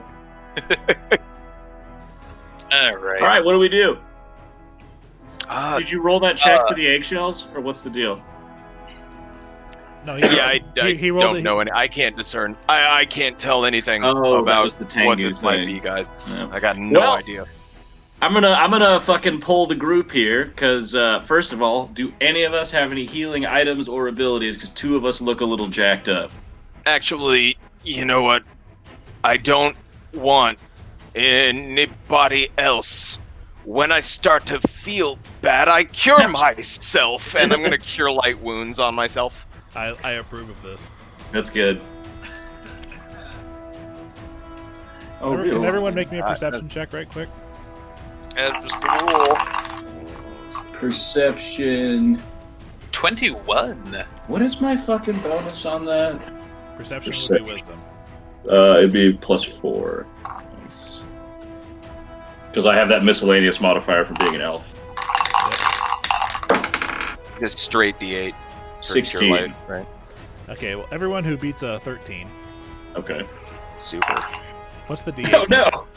Oh, for healing. Okay. Oh, okay. No, it's D8 plus caster level, so it would be 3. Woo. Hey man, you've only got 11, so 3 is a big deal. Yeah, It is. it's like a full 30% of your health. I'm like sitting over here with 12 HP, like, oh, it must suck. But Like a little bit all rough. of you who beat a 13 on that perception check here from further in, that staircase below you guys on the map, from further in that direction, you hear what sounds like wood scraping against stone, like it's like someone standing up from a chair and it's scooting really fast.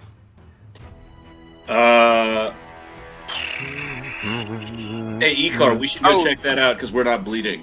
Shoot, I just realized my temporary health goes away, so I'm only at 4 health right now.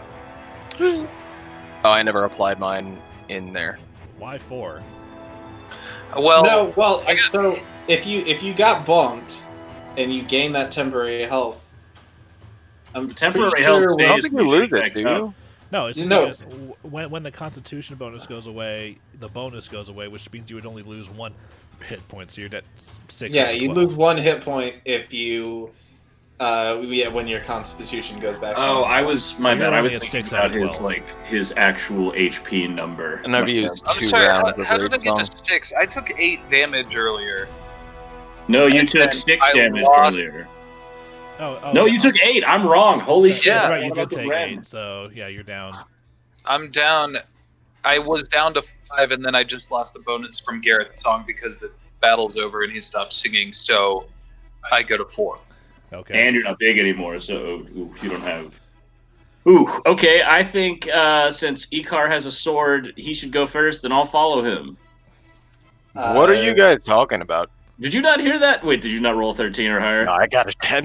Oh, well, for some reason, 75% of us heard this guy moving in a chair real fast, and it sounds real spooky ooky. You said it so I was think- downstairs this way. Yes. Okay, I'm gonna have Tim Well, I'm fly not going- with us. Uh, Sweet. Can I make a stealth roll real quick to try to sneak down there? Yeah, sure. I want to be behind Tib'resh, and as he's passing, I'm actually going to use my second spell to cure light wounds on him. All right.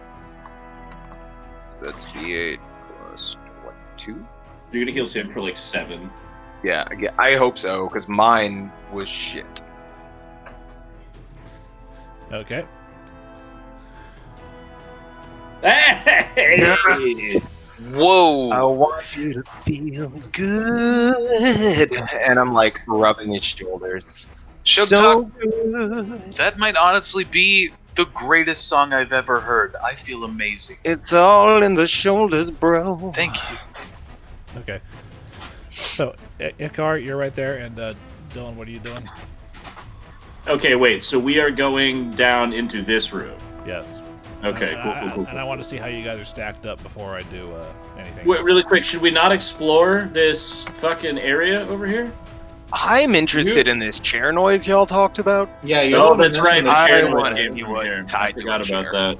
Okay, well then how we're gonna stack up is I'm gonna be right here. I'm gonna put Tim right here, so the light's not getting too far into the room, but enough for us to be able to see whatever's coming. Hey guys, I do have decent perception. I could, like, for a moment, I could go into this room since we're able to freely move. Before we enter the room, I could check it see- out. I'm assuming I'm not so dumb that I didn't notice Icar is sneaking. Like, pretty obviously sneaking and being If you subtle. guys, if you want to roll stealth, I won't stop you. I'll roll stealth. Well, I'm gonna. Well, I've got sneak this in here bird that and is a fucking Icar, can shiny you scout light. ahead? Roger. We'll hide out here. We'll I need wait you to out stay for at a the bottom second of the stairs for now. and listen. Okay. If something goes wrong, we'll be there in a heartbeat. But can you sneak around and see what's happening? I was like, Roger, bottom And of the send stairs. him in. I'll recommend Sugtok and Flickie said stay bottom? behind him. Yeah, I'm gonna- these stairs go up. So. Oh, okay. Yeah, right there. So I'm still at the bottom of the stairs. Yeah. Luke, I would like to move into this room. I guess These if I was stairs over go there up? earlier, it would be more easier to get over here. And I'm going to check out this area. Okay. I don't know when that resolves. We should maybe check that out after we deal with the spooky chair. Yeah, you noise. want For the time being, I will answer Tim's question because it'll be faster. Okay. Okay. This series of rooms appears to have actually presently serves as a bunkhouse. There's actually even a couple of private latrines in here. Oh, right up my alley. There's actually All right. it's places where a significant number of people could, and by significant I mean like maybe a dozen and a half, could, Yeah.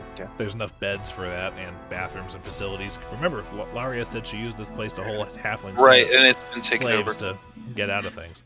Okay. And now for the rest of you. Now, here's the thing. I appreciate your attempt to stealth, but since I rolled a natural 20 on what's in here, I get a 20. Oh. I get a 29 to notice you.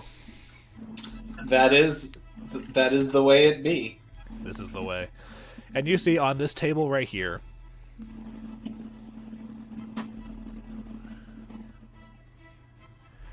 Now, as opposed to the thing you just fought that lunged out and roared at you, you actually see standing on the table, like staring straight at you, holding a kukri out like this. That's one of those fat ass curved knives, right? Yes. I want it. Dressed in blue clothing and a chain shirt. Now, as opposed to what you just fought, all of you can recognize a Tengu who's just standing there. And you also notice that there seems to be a smaller one kind of crouching behind it, hiding behind him.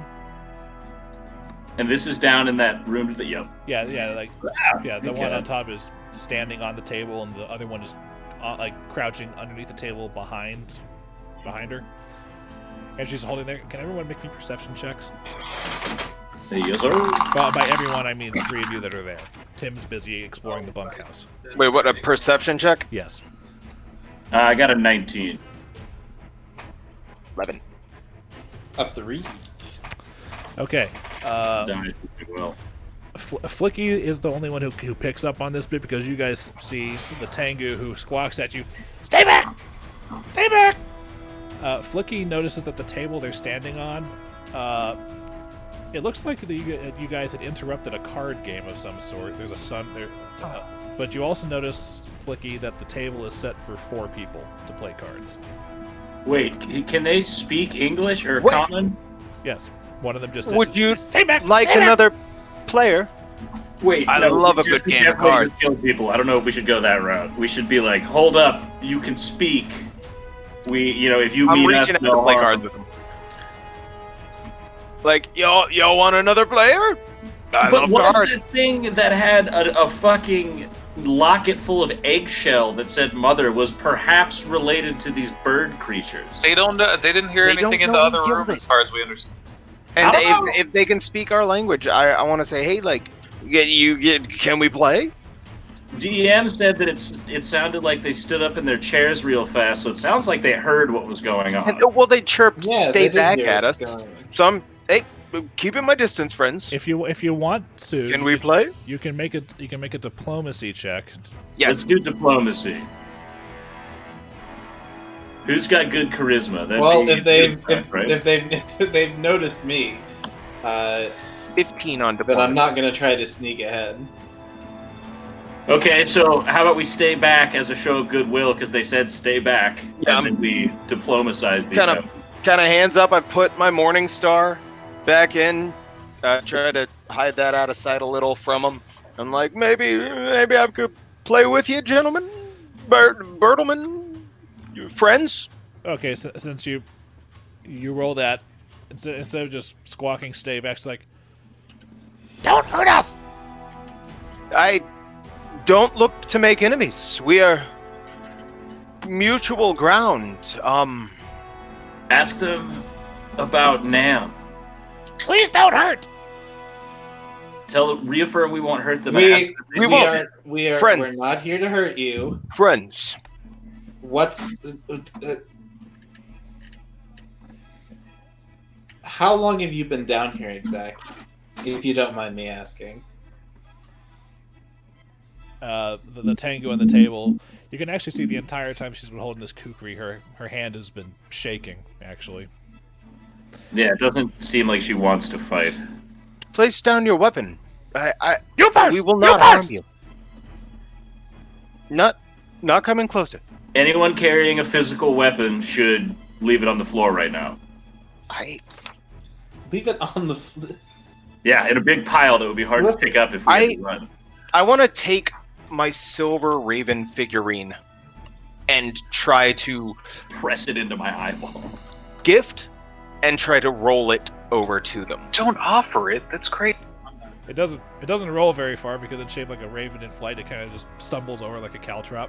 But the tango on the table just kind of looks and doesn't say anything for a bit, and then slowly lowers and sheathes her kukri behind her.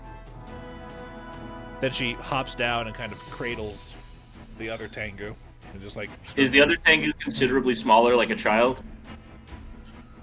I would say like the difference between like a teenager and like a preteen. Okay. Actually, no, Are you hurt? Actually, hold on a second. That's actually not accurate. They all appear to be like, teenage size. Like none of them are like toddlers or infants. Okay. Are you hurt? Yeah. I want to ask the tango. Us? No. What about Nam? Yeah, we asked if they see a man, We're looking for a man who's been down here. and then we feed them the description that was given to us. You can see in some of you can because low light vision and dark vision. You can actually see like a twinge of recognition and sadness across this tango's face. What happened? Accident. It was an accident. What do you mean? Explain. You promised you won't hurt us. Mm-hmm.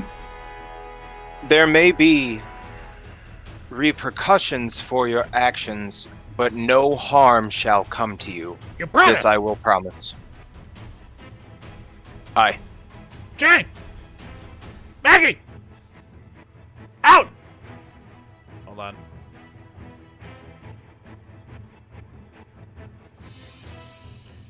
And from around some of the boxes here in this thing, a couple more tangus sort of like peek their heads out. They appear to be about the same size, therefore age, as the smaller tangu that's being cradled right now. Are Tengu, a quick out of character question, are they like birds that can fly? No, they are not. They're just like humanoid, birdish, monster kind of creatures? Yeah, as a matter of fact, let me see if I can't. They're like a Japanese spirit type deal. They're like a weird mix between like a crow and a human. Yeah, hold on. Let me see if I can't pull up a picture actually of the Tengu you're talking with right now. Hold on.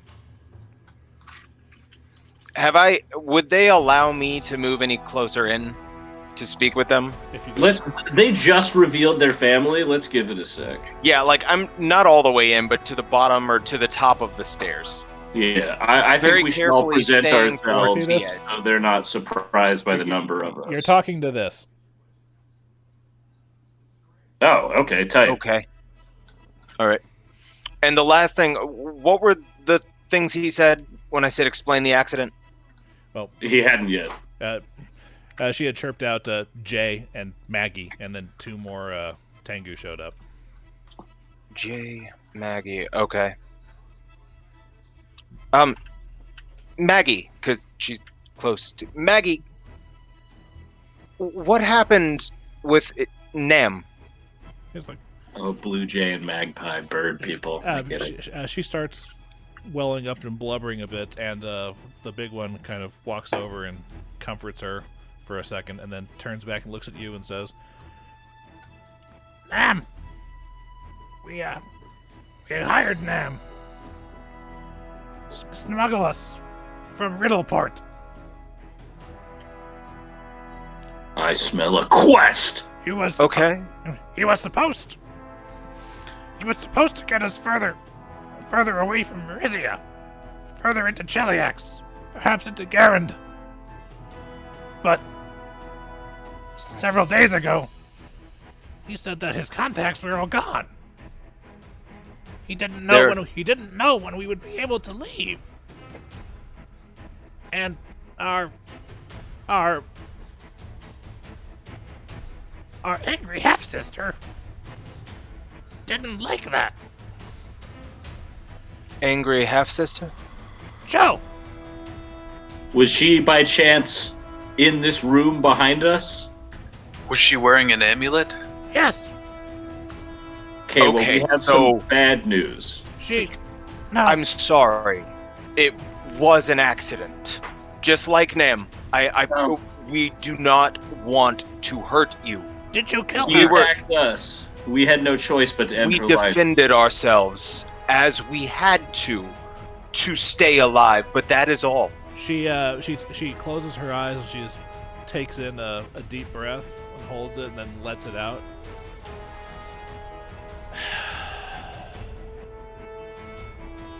Truth be told, I was considering doing it myself. The meme, She's like, pretty mean, right? Joe Then you're welcome. was angry that we had to stay down here. So she strangled Nam in his sleep. Oh, We woke, and he was dead. if you don't mind me asking, where's the body? We didn't know what else to do with it, so we dropped it in the reservoir. Gross. Okay, well, that explains the body that we found There was- here. Will sense motive allow someone to detect a lie, or is that Yes, deception? that is literally what sense motive is for. Okay, good. I'm going to try and interpret whether they're being entirely truthful. Wait, I don't get the bonus if I don't have a rank in it, do I? You don't get the plus. Still 3. we're trying.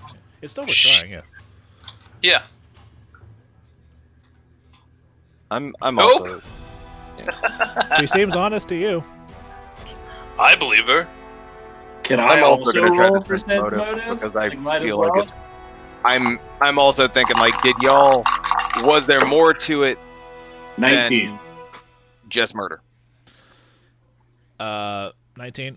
And 21. All of you believe that she's being honest with you.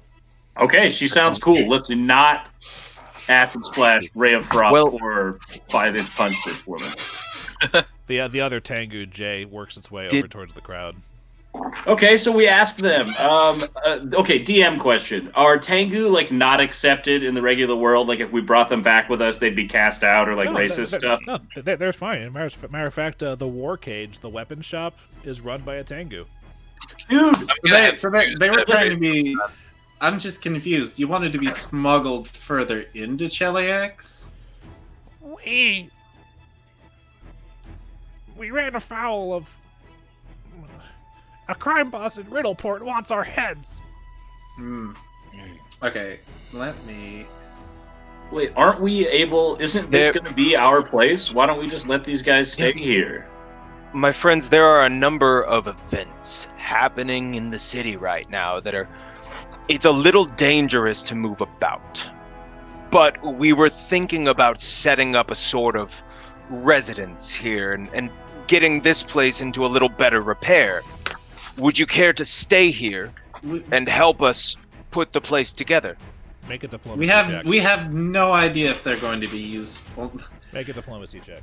Icar looks. There's four of us right now. Looks This like could he double wants our to say forces. something. Yeah, you're right. Plus 4. 23 on diplomacy.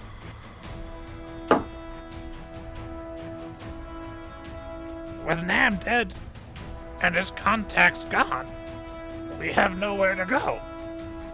You would let us stay? Of course. If you can make yourselves useful around here.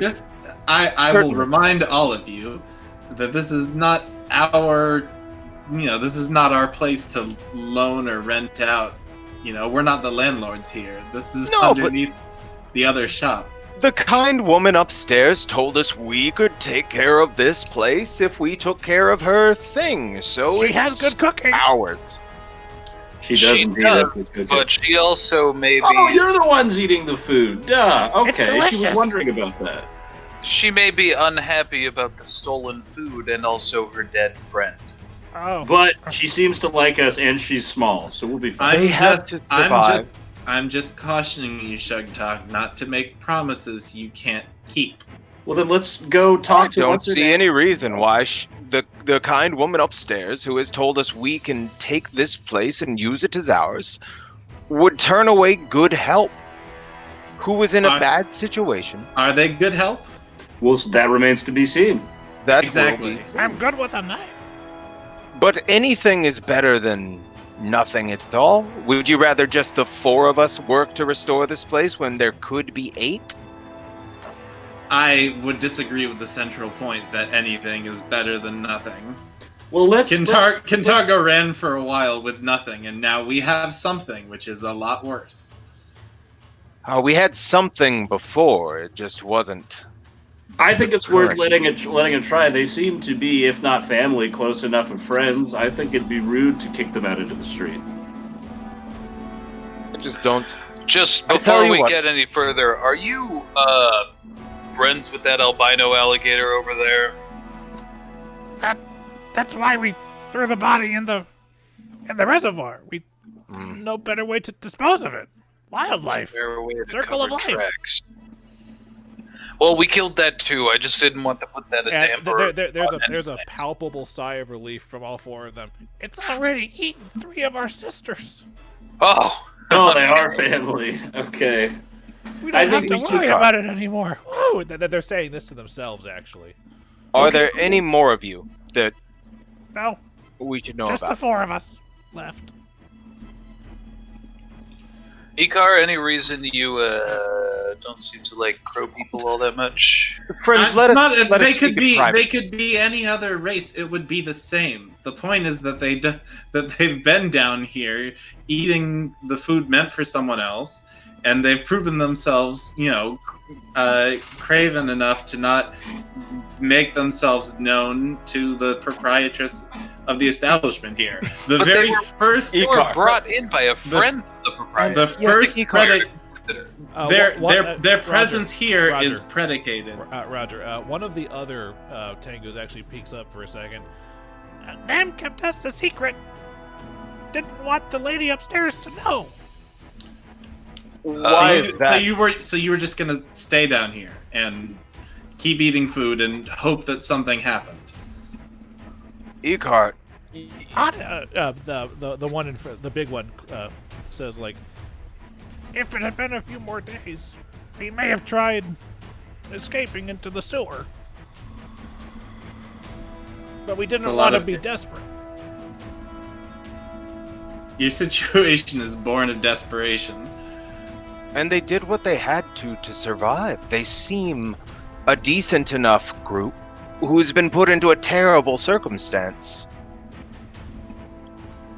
I feel like we can give them a shot. At least if...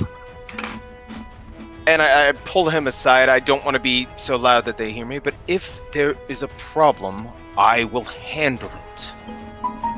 Check out the list. But little as we know of each other, I'm asking you to Tim, trust after me. this encounter.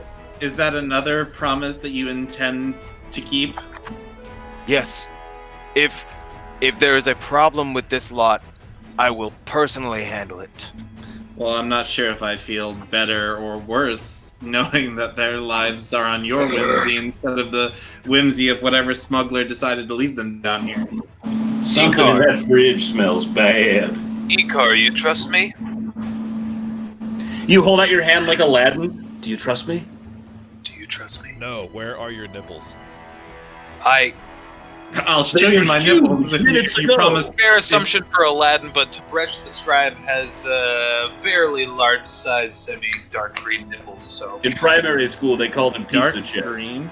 Anyway, well, my skin tone is green. It's human nipples with green skin. That's half human. It's no skin off my back either way. I'm not moving down here. All right, But when we start working and when they cause trouble, it won't be entirely unforeseen. Icar, I put my hand on his shoulder. I will personally hold Sugtok responsible. I'm having Jimmy Neutron flashbacks. I'm I gonna volunteer move Carl to be the one to go inside of.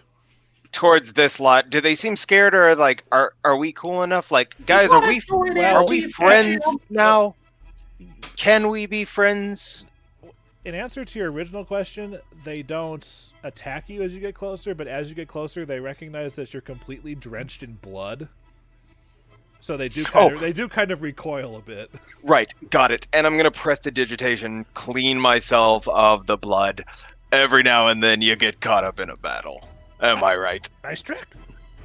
Hey, I run up behind No, never mind. Sugtok and I pants him in front of all of these Tengu. Okay. You pants Sugtok and I feel like he needs to roll for it. yeah. I'll roll for make it. an attack roll. God damn it. What's my bonus on this, Dex? A strength. Strength. This is melee. 16. Oh, he gets him. That is my AC. You hit his AC. There they go. You pants him in front of yeah, that happens. Should talk, for the love of God, wear something under your kilt. I'm just gonna have my hands on my hips and look down. Like it or not, this is the peak male body. I'm going to use my cantrip Unwitting Ally on Flickie to make him pull my pants back up. Okay, roll for it. Yeah, what's the saving throw? Oh yeah, what is the save? I'm fairly. Was it my charisma? For you, yes. And actually, that's a cantrip. You said, right? Yeah, it's a cantrip. What's your charisma modifier? +3. Dillon, will save. DC 13.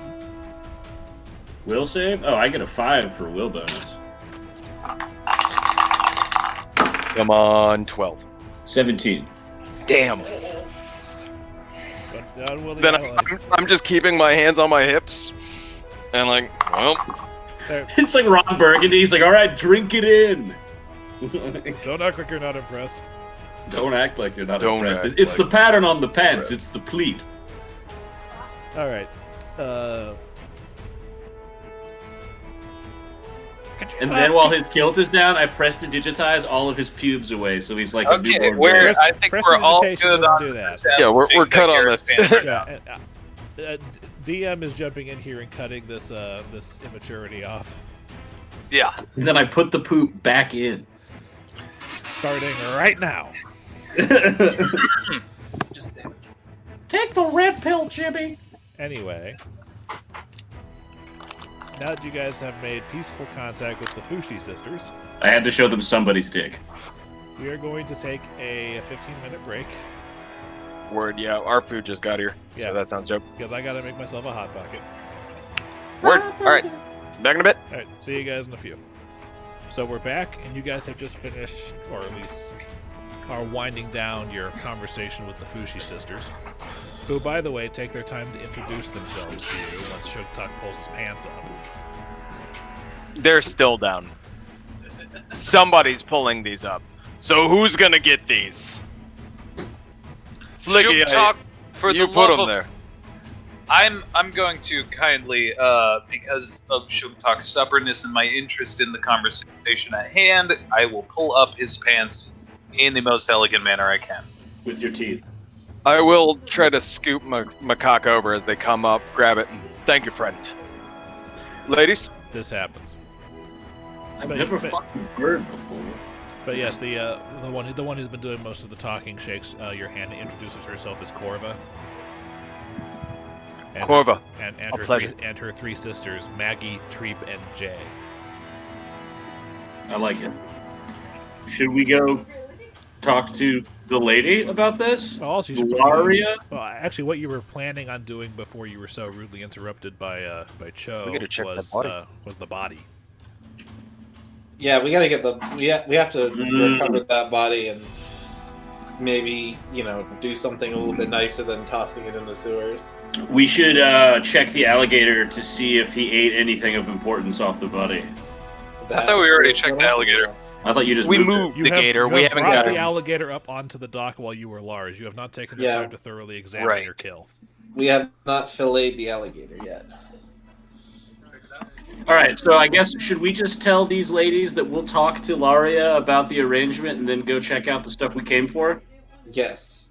Just They're fine with that, and they just say, don't go anywhere. I just realized I don't have any bladed weapons. I cannot check out any of the insides of this alligator. Here, you know how to use a dagger, right? It's I've got a simple. scimitar. I know how it works, I just don't really want to. well, it's just one of those things where eventually, Tim, just get yourself a dagger, just because it's always good to have a knife for, say, such an occasion. You don't have to fight with it. I got but it, it's and good I'm to gonna have. pull my scimitar Okay. and run up to him. Is he still on his stomach or is he flipped on his back? Oh, before we destroy this thing, I take a sample of the skin and tissue from where I froze and acid bled him out and put it in a vial. Okay. Nice. I'll flip him onto his back if he's on his stomach, and I want to stab in under right there and just go all the way down. Make me a survival check. Oh, shit. Gutting and skinning an animal counts as survival. Plus one.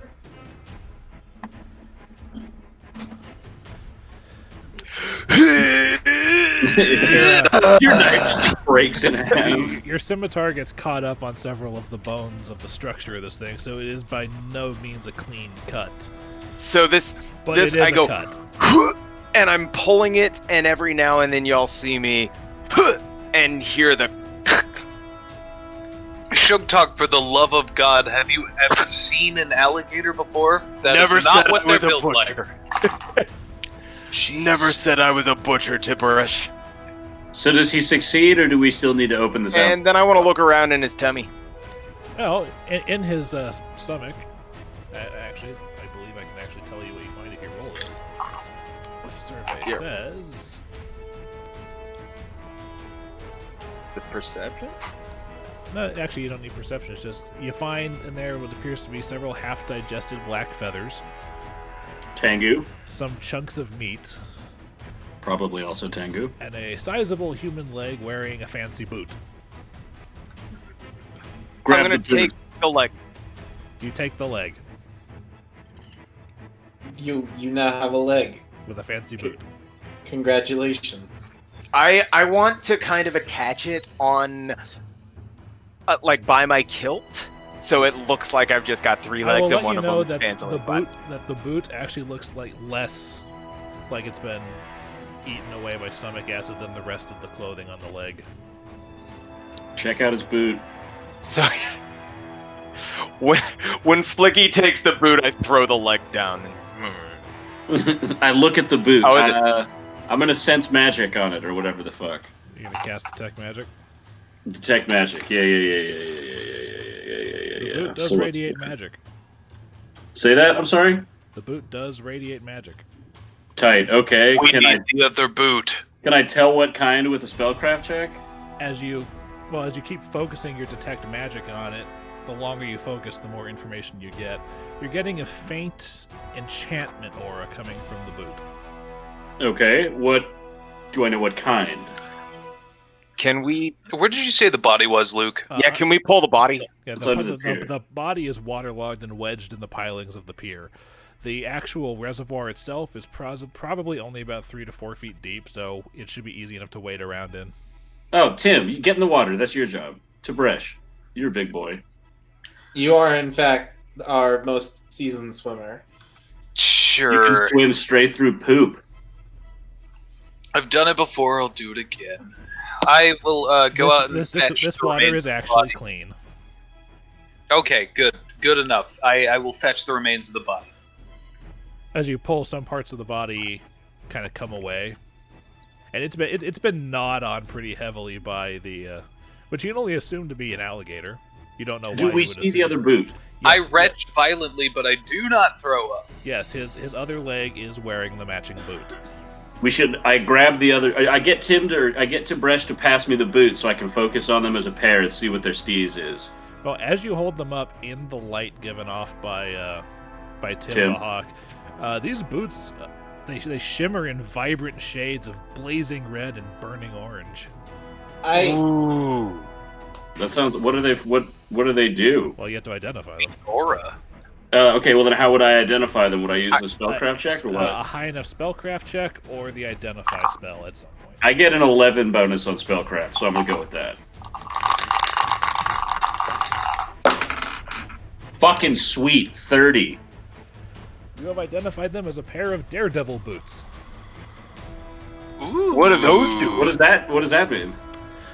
These boots allow the wearer to gain extra maneuverability while moving through hazardous areas. As a free action, the wearer can click their heels together to grant themselves a +5 bonus on acrobatics checks made to move through threatened squares without provoking an attack of opportunity for up to 10 rounds a day. I vote these go to Icar. Furthermore, Hold on, let him finish. I think any of us could make good use of those. Furthermore, anytime the wearer of the boots successfully moves through the space of an enemy without provoking an attack of opportunity, they gain a +1 bonus on attack rolls against that enemy until the end of their turn. Please, Flickie. Please, I want to put those on my feet. This will let me... He's our most none of right? None of you have an objection to robbing this man after he's dead. No. We Is do he need to using use them, these Icar? boots to prove that we found. Yeah, we should Yeah. bring them back regardless, and then figure out what to do with them. Well, then Luke, let's- I'm going to search the remains of the body for some other identifiable object just in case someone really needs these boots. However, I will say, if anyone is to keep anything from this man, we talk to the lady upstairs. Yeah. That would be Also, my I prayer. don't need the boots because I stay away from attack of opportunity areas, so I am Gucci. In answer to other questions, I might have gotten thrown off by the fact that we took the break just then because the Fushi sisters actually have Nan's satchel, which actually includes his ledger and journal, which you can also use. Grab that. I'd bros, we need I'd this. like to politely ask them if we could have the rest of Nem's effects. Because doing the voice actually irritates me and hurts my throat, I'm not going to squawk for this conversation anymore. But among other things, Nam didn't lie when he said that he had a shitload of Verizian silks. There is a crate full of those things, of fine bolts of silk. It was just his cover for moving the sisters. It's like I've got an order of silks I need to smuggle. That's it. That's all. Is So I know Dillon asked earlier if there's anything like if these people are forbidden and they're kind of fine to be around.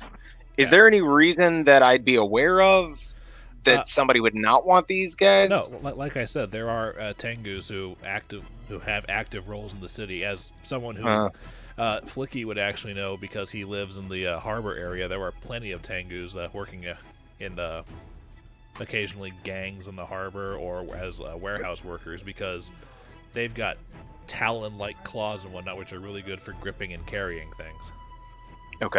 Okay, so they're like a working class people, is what there's not many of them, but they're not an odd sight. They're just there's another one. Like it's noteworthy, but it's not like. Fair enough. Hey, Luke, did you say I found anything else on the remnants of the body? No, because the bird people had already taken stuff. Corva explains that they already took his stuff in his satchel, but they didn't take his boots off because one of them was already down the neck of an alligator. Fair enough, but we got both of them now. Correct. All right, question: who has the highest in like who's the acrobatics guy? Like who does? I have +6 to acrobatics. Because those boots are an acrobatics wet dream. So we just got.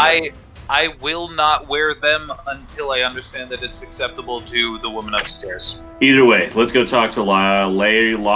Laria. Yeah, I forgot the name. Laria. Yeah. Okay, let's bail because we made some bird friends and we killed some creatures. So, Icar, you got the satchel from the Yes. sisters? Excellent. I'm gonna go. There are crates of regions. I am actually down gonna follow here. Tib'resh too. Well, yeah, but we rest can. of you might know. We can leave those down here for now, and then we can come back because we've been offered this location. Yeah, no, I was just saying to my fine feathered friends, we'll be back soon. Please stay quiet and safe. Tim squawks something at them, and they squawk something back and agree. They understand me. They can speak common. No, I didn't mean you. I meant my hawk, Tim. Oh, fuck me. It happened. I'm just gonna tell him there are beds in the other room. I believe we've cleared out the threat. If you would like to see in there, We know. but as he said, do stay quiet. We banished Cho over there after she killed Nam. Cho is gone. I know. She's grown. Been growing more violent recently, and I was thinking I would have to put her down myself. So I'm actually kind of grateful for you that I didn't have to put myself through that. Happy to help. Not happy, but well. We'll see y'all later, and I'm gonna walk away quickly. Very quickly, very uncomfortably. All right, so you guys head back upstairs, and you've only been down here for about maybe half an hour. We come back, we're all like, Jesus Christ! So some of you have sizable chunks missing from you. Yeah. Like Tim's front has been. Oh, did anyone grab Num's body? No, we got a satchel in his boots. I'm going to pick him up. He fell apart in the water. Don't pick him up. He's stuck under the boardwalk. You'd have to climb under the boardwalk, free him from the boards, and he's like waterlogged. Even then, he's I wanted to give him a proper burial, but not that 3 bad. days. I mean, forgot the you pulled severity. his leg out of an alligator. Just bring the leg. I'll bury this. It's the leg with the dick is still attached at like the very top, and you're like, oh, this is weird. Unfortunately, as soft tissue, that would have been one of the first things nibbled on and eaten. Yep. Yeah, that's fair. Fortunately for transportation's sake. Okay, so I climb the ladder and I come back in to the common room. What do I see? Who do I see? And I assume everyone's following behind. Laria and Sally are still busy moving around. There's a couple of people that have actually started to come in and sit down at tables to actually have some orders of some sort. Will you guys sniff the fridge and tell me if it smells weird? I tried to find something earlier today and could not. Dillon, for the love of God. Sorry, my bad. But the people that are sitting at the tables are a bit too engrossed in either their conversation or their drinks to notice you guys battered and beaten coming out of the pantry. You didn't try the carrots? Oh, was it the carrots? Where's our host? She's back over by the oven down here. The orange thing. Can we just make our? Is there an open table that we can make our way to? Absolutely, there's plenty. Like, there's maybe only about 4 or 5 people in here at this point. Let's get one in the corner so that we can talk. I want to head for this corner table. I'm going to invite our host real quick, like, hey, could we speak to you privately for a moment? Oh yeah, sure. In this shady absolutely. corner table. Absolutely. So we robbed your dead friend. Like, just hook it up hard. Okay, I'm sorry, remind me of her name again, please. Laria. Laria, okay, I am writing that down. And Roger, I've moved you as well. Sorry? I've moved your character to join them. Oh yeah, okay. Oh, and I gave the mother locket back to the Tengu. I meant to do that while we were down there, but I figured it was their family. They were quiet and somber about it, but they appreciate the gesture. Okay, cool. Laurie, so the first question, the first thing you should know is that Nam is dead. What? He's what? He's dead, yes. Very dead. Very dead. Well, you had mentioned that he was moving Varisian silk, and that is true. Yeah. What he might not have told you is that he was also moving something that wasn't Varisian silk. Which was? Which was a family of Tengu who were being smuggled further into Cheliax.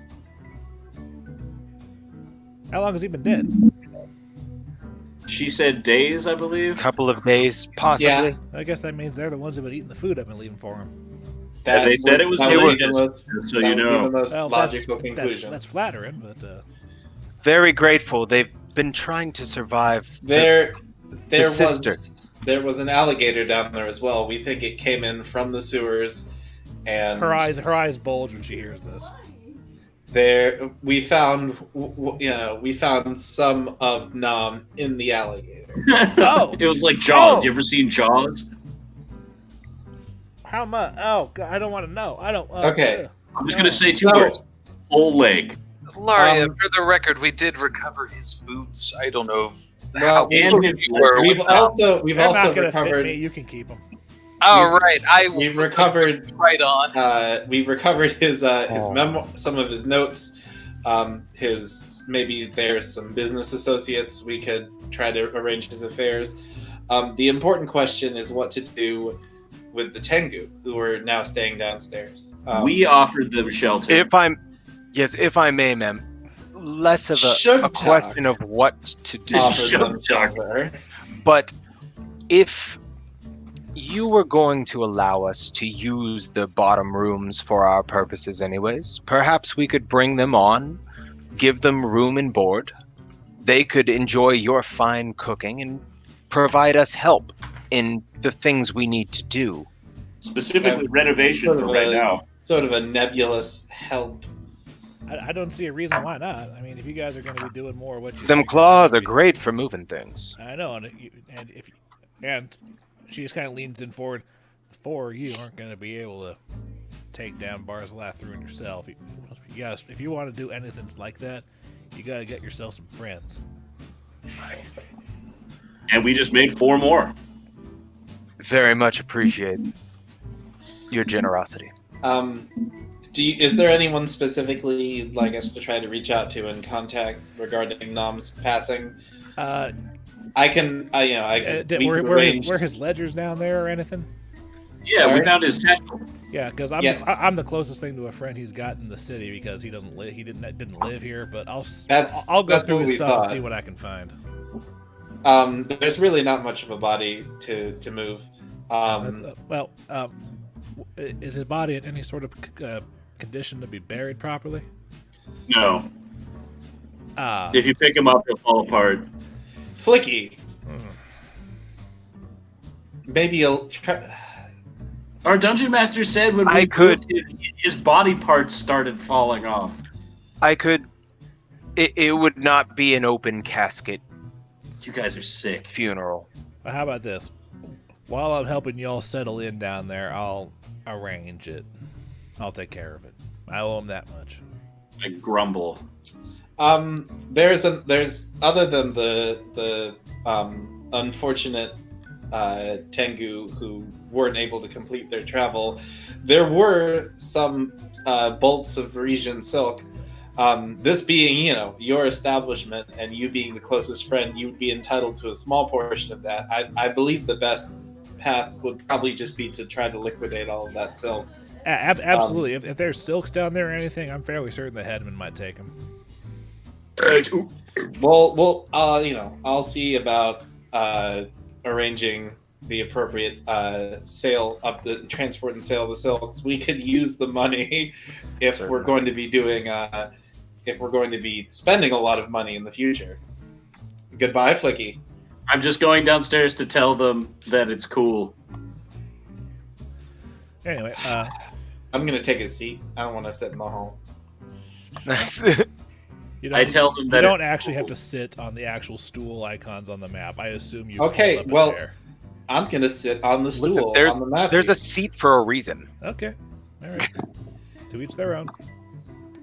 I have told them it's cool. You even put your NPC on the stool. Will you take the circles off the bird? Yes. I'm really sorry about this. What's her name? Lyseth? Laria. Laria. I don't know why I thought it was Lyseth. I'm really sorry about this, Laria. If there was anything we could have done, we would have, but the circumstances were such that it was just too late to do anything. Well, I mean, what can any of you do about, passing on? There's not a powerful enough cleric here in town to bring the dead back to life. At least not in the kind of way you'd want to. Dun, dun, dun. If that's all, we can begin bringing down some furniture and doing basic repairs. But the first thing you should do is probably, I got enough furniture down there. How's the bunkhouse, by the way? Tib'resh, how does it look? TLC, but we can get it up and running with our new friends in no time. Oh, okay, because by no time he means a short but real. Days. All right, but either way, let's any further discussion that we have about more sensitive matters should probably happen downstairs, especially once Rexus has joined us. Very true. Oh, has he made any headway on the hundreds of pages of coded text? It's been half an hour. Oh yeah, I forgot. My bad. Speaking of being half an hour, I think I'm late for my lessons that I'm supposed to be going to after my saber lessons. I'm only here because I'm skipping class. So if you will pardon me, I will have to join y'all at some point later. Otherwise, I'm going to get in troubles. When should we expect you again? I can probably get away around noon. I suppose we'll see you then. We'll see you in a bit, Icar. And I'll let you know that door leading out to the back alley is actually fenced off, so you have to go through the front door down here. I have to go through the front door all the way down here? I will. Ooh, the nobleman has to go through the front door. Icar, we will await you downstairs. Yes. When I come back, I'll be. I'll just head straight downstairs. You know how to get there. We'll see you then. I will, for the sake of brevity, fast forward and say that while Icar is busy off doing his Ponzi noble stuff, you guys spend the next couple of hours resting, recuperating, and moving. Getting our spells back? What?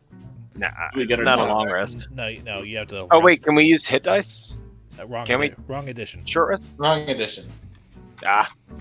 Sorry, that's 5e. Okay. That's fake news. As you go up in level, it'll become less of an issue for you. Okay. But while you guys are doing that, just patching yourself up, like Tib'resh getting himself some band-aids, and some staples to fix his chest. Well, remember, I was healed up during that battle. That's right. You got. Yeah. Oh, I got him for 9. I am at full health. Then you're fine. I only got myself for 3, but I got him for a hard time. You guys are slowly moving some furniture into the pantry, and then having to hand it down the ladder and so on and so forth. So there's something of a choke point. But over the next few hours, I got a good idea. Oh wait, never mind. I'm so sorry. I didn't mean to cut you off. It only lasted a minute. It's okay. When I finish my description, you can say what you were going to say. And moving things down, getting some of these spare blankets out, and swapping them out for some of the dirtier things. Because Cho did kind of make a mess in the bunk room, but it's easy to clean that up when there's a source of water right there. Fair. But come noontime, Laria actually lays out some simple sandwiches for you guys. She pulled some of the salted meats out of the chilled basement while you guys were down there moving things, and made you guys she basically made you some BLTs. Dude, let's cook this gator. For the record, I take notice of her kindness, and I say, "Hey, Laria, I really appreciate you giving us all this free stuff. Is there anything we can do in return? We do have some coin. You've been giving us a bunch of free meals. I feel guilty."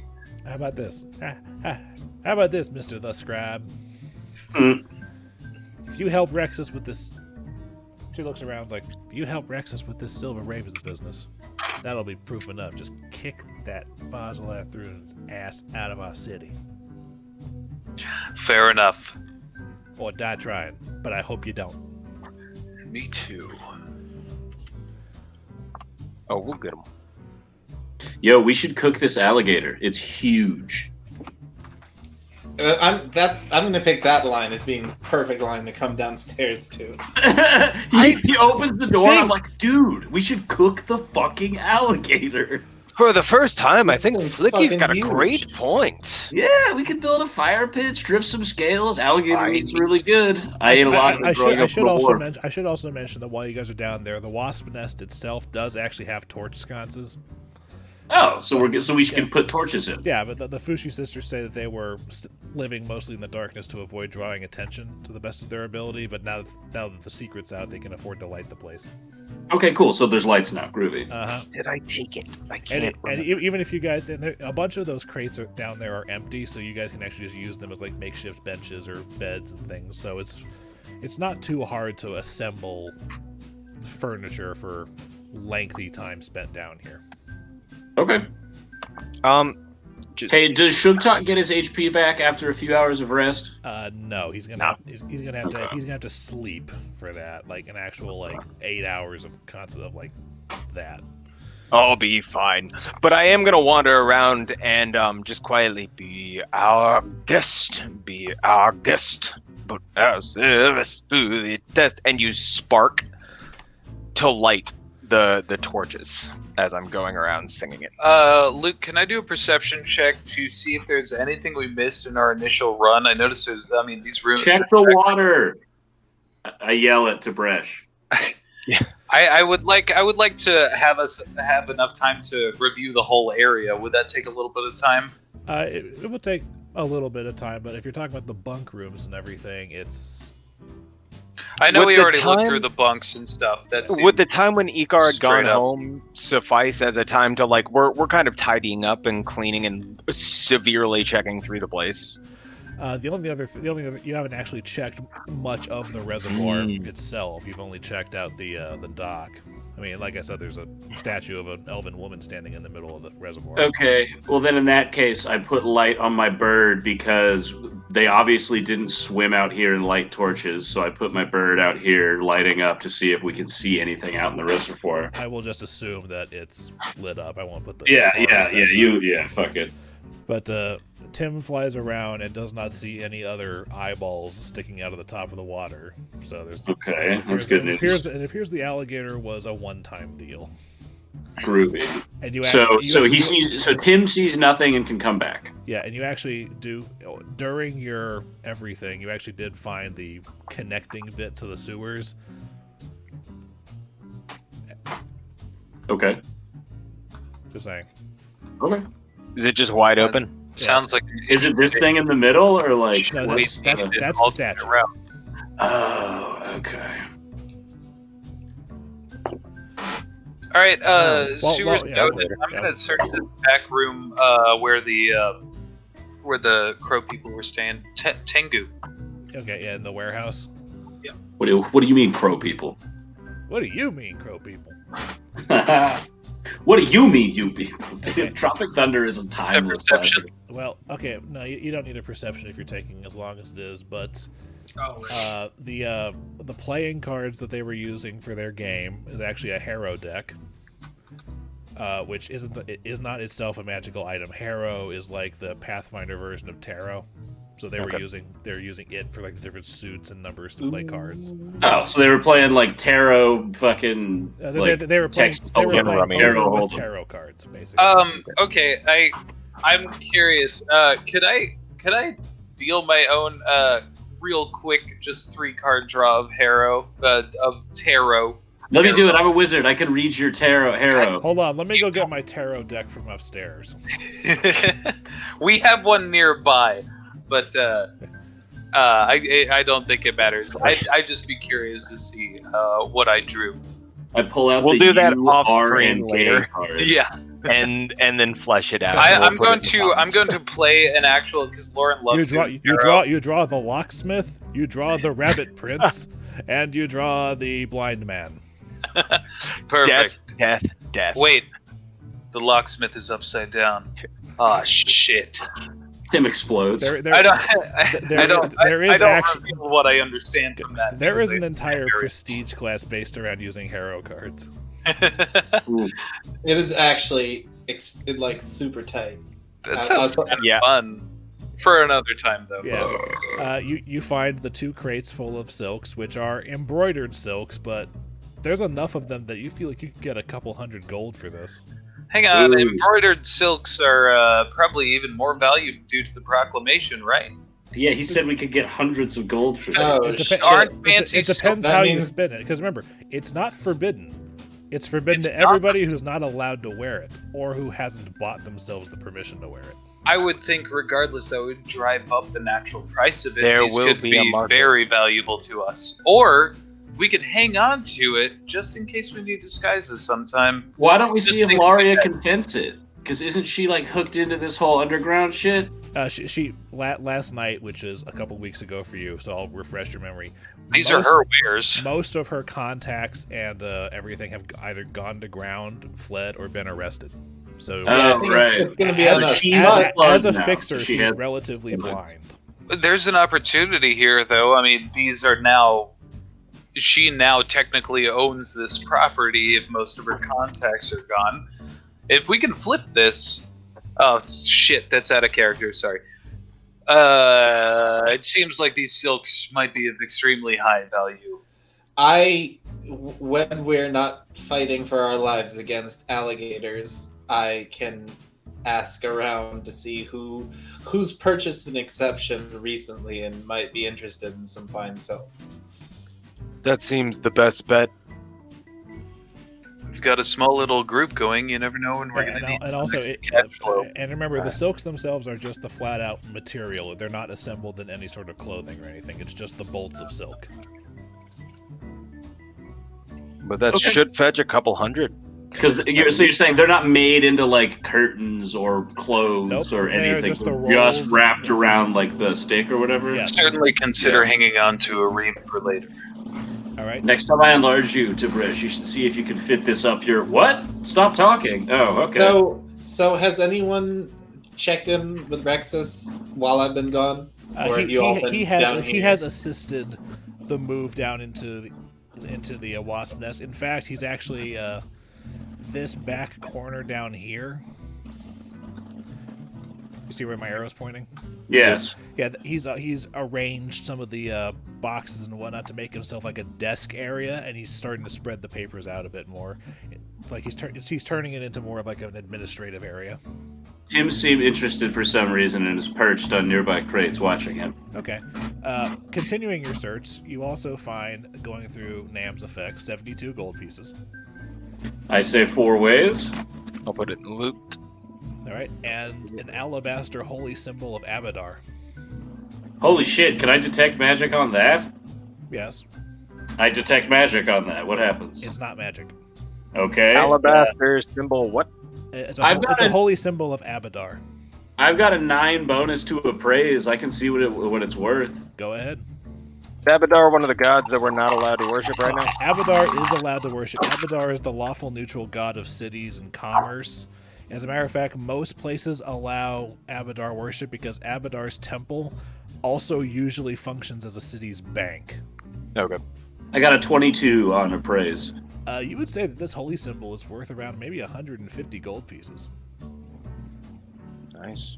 Okay, we'll talk to. We'll figure out a way to fence that, right, guys? It's the House of Golden Veils is Kintargo's temple of Abadar.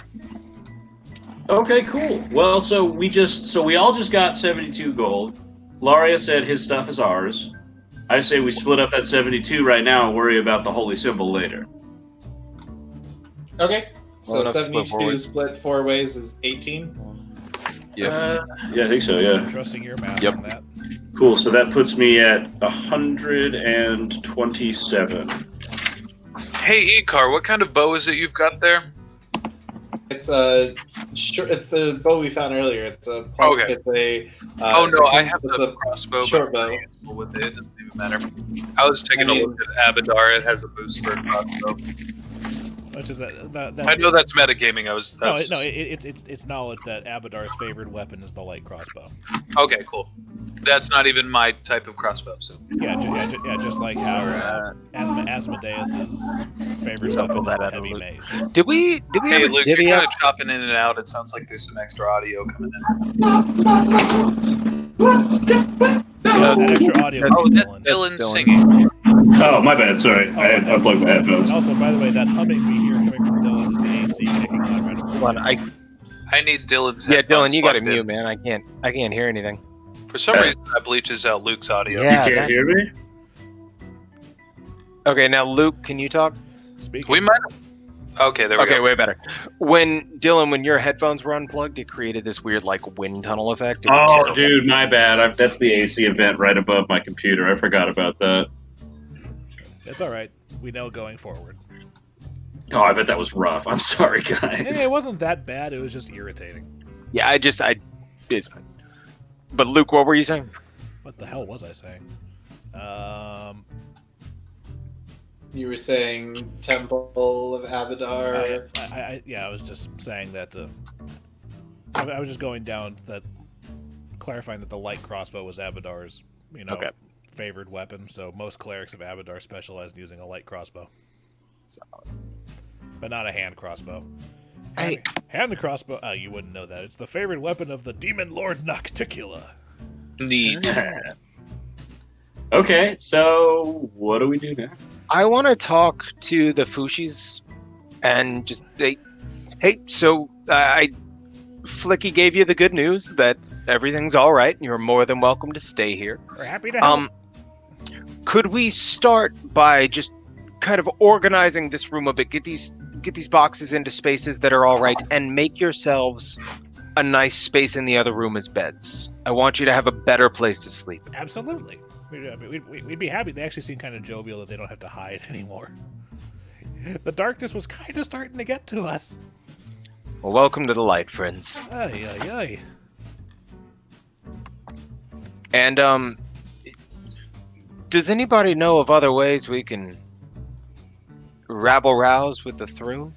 That's the part where Laria is going to pick up, because Laria is about to give you guys a lecture. Laria basically just calls everyone around to a meeting around this table in the middle of the. This cutscene is unskippable. Yeah. Well, this is kind of going to be dictating the path of the rest of the campaign. What's about to happen? I told you guys we were going to get to this. Here we go. Time to meet around a dimly lit table. Yeah, so we need appropriate music for this. Can I dancing lights a humanoid light figure just to the right of me? If you want. Create a little bit of extra light. I don't see why not. Go ahead. Light human to my right. All right. So Laria brings you all here, and Rexus is here too. He's taking a break from organizing the papers. And she sits you down and is like, okay, now I'm ready to help you all with this, but you all still seem kind of new to this, and I know Rexus, he's still learning how to wipe his own ass, no offense. None taken, it's interesting. Yeah, well, for the past, decade and a half that I've been working with the Bellflower Network, I've taken every opportunity that I can to rub shoulders with every smuggler, every freedom fighter, every single, malcontent as far as Thrune describes them that I could associate with. So I've picked up a couple of things, and I think we can plan out a path going forward for the Laria. And I think I can boil it down to 5 simple steps. Your first step, you're already there. Well, you're on your way there, but a little bit more. You gotta rally and recruit. Go around, prove yourselves like heroes of the downtrodden, people that want to support you more than they want to hide from Thrune. If you can give hope to the people, you can get yourself a strong foundation for your rebellion. Especially since Thrune's not doing himself any favors, pissing off everybody who doesn't wear black and red. Those are the colors of the Temple of Asmodeus. Now step 2 is secure a stronghold. The wasp nest right here, it'll work for a while. But if you're going to have an actual rebellion on your hands, it's going to outgrow this place someday.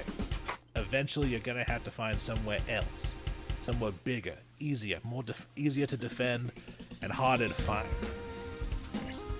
But don't overreach yourself yet. You're still on step 1.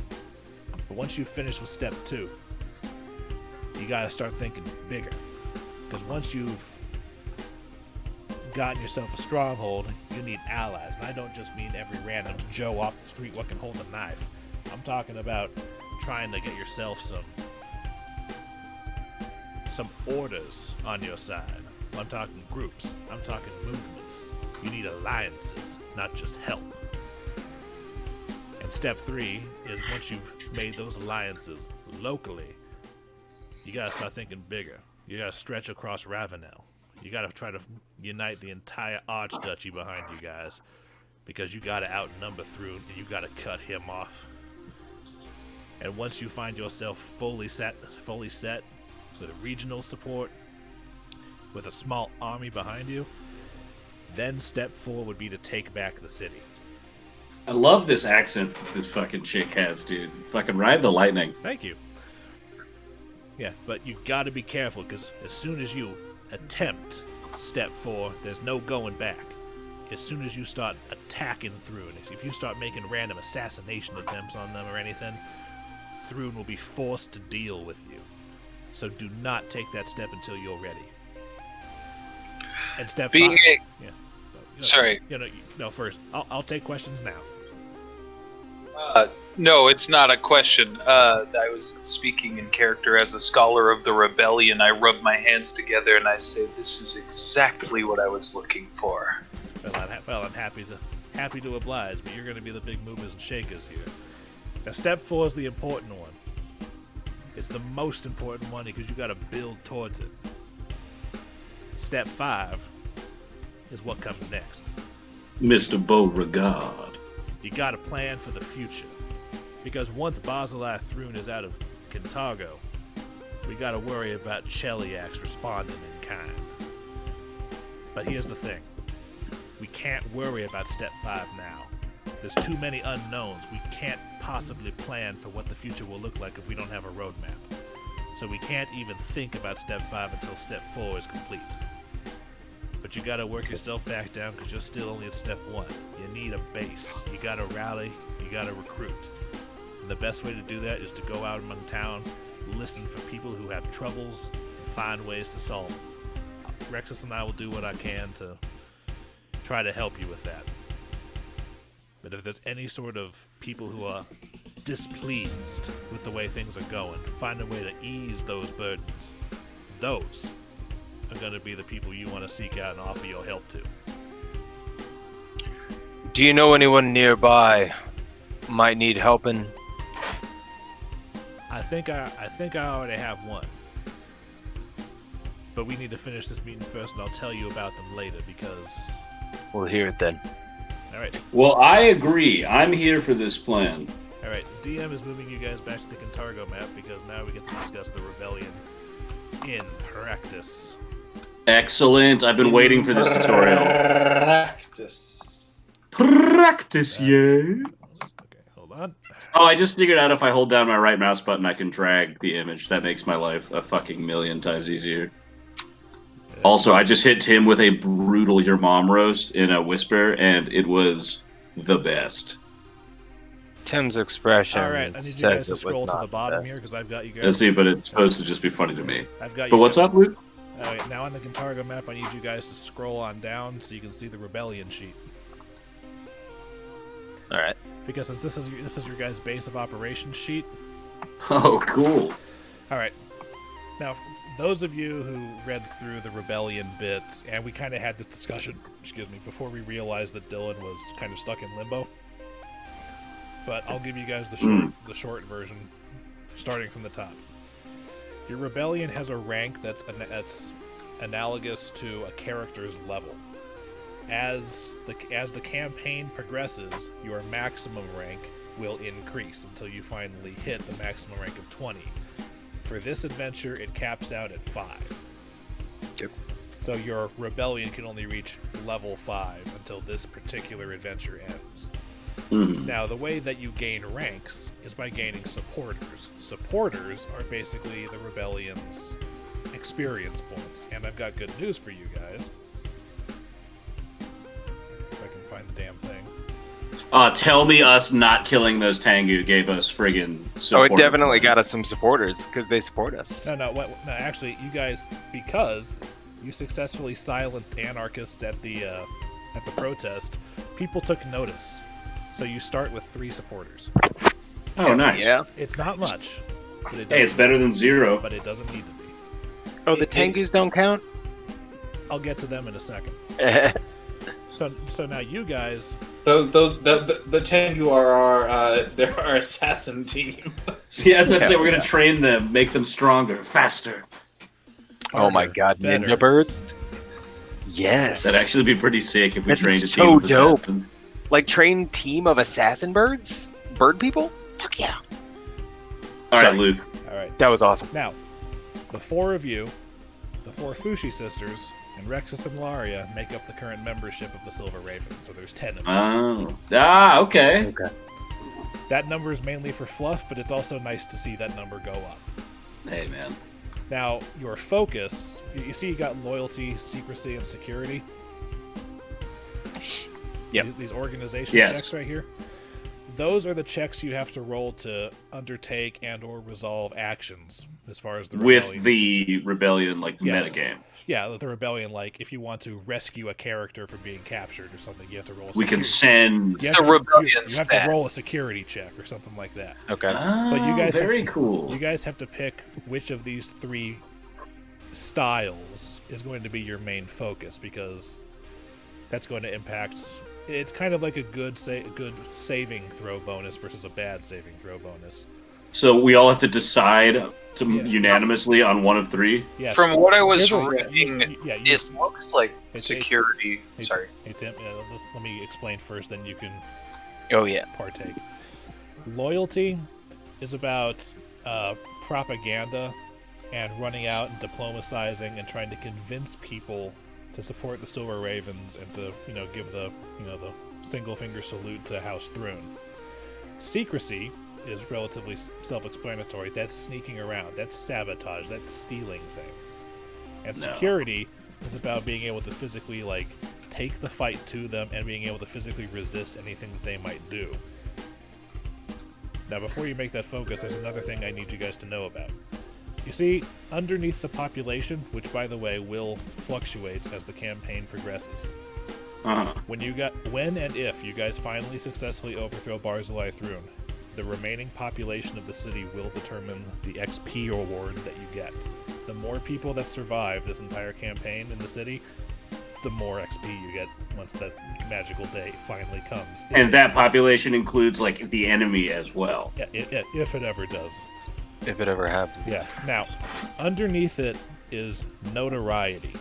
This is an important thing because your notoriety score represents how easy you are to recognize, both by allies and enemies. Which means Like that, a heat. yeah, if your notoriety score was 15, when you make a notoriety check, you roll a D100. If you roll your score or lower, you are recognized, whether that be by the Datari or by possible allies. But Bad news, yeah. Yeah, but more often than not, you want to roll above your notoriety score on a D100. But if your notoriety ever reaches 100 at the beginning of every week's rebellion activity, you guys are so notorious that Thrun will just start rounding up and executing suspected Silver Raven sympathizers.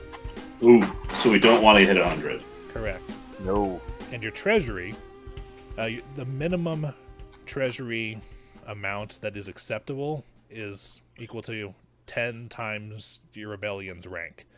If you guys are in the red as far as your treasury is concerned, you will hemorrhage supporters because they don't have faith in a movement that can't even support itself fiscally. So it's good to make sure your treasury has some money in it. Fortunately, at the end of every activity phase, you can either add to or take from the treasury. Okay. All right. Okay. So before, yeah. And there's also the officer roles, which you can use to offset things. Like, for example, if you guys chose loyalty as your organization focus, the Sentinel would add a +1 to the other two types of organization checks. Sorry, what? I just zoned it for like 2 seconds. Yeah, I know. The officer roles, which is down here.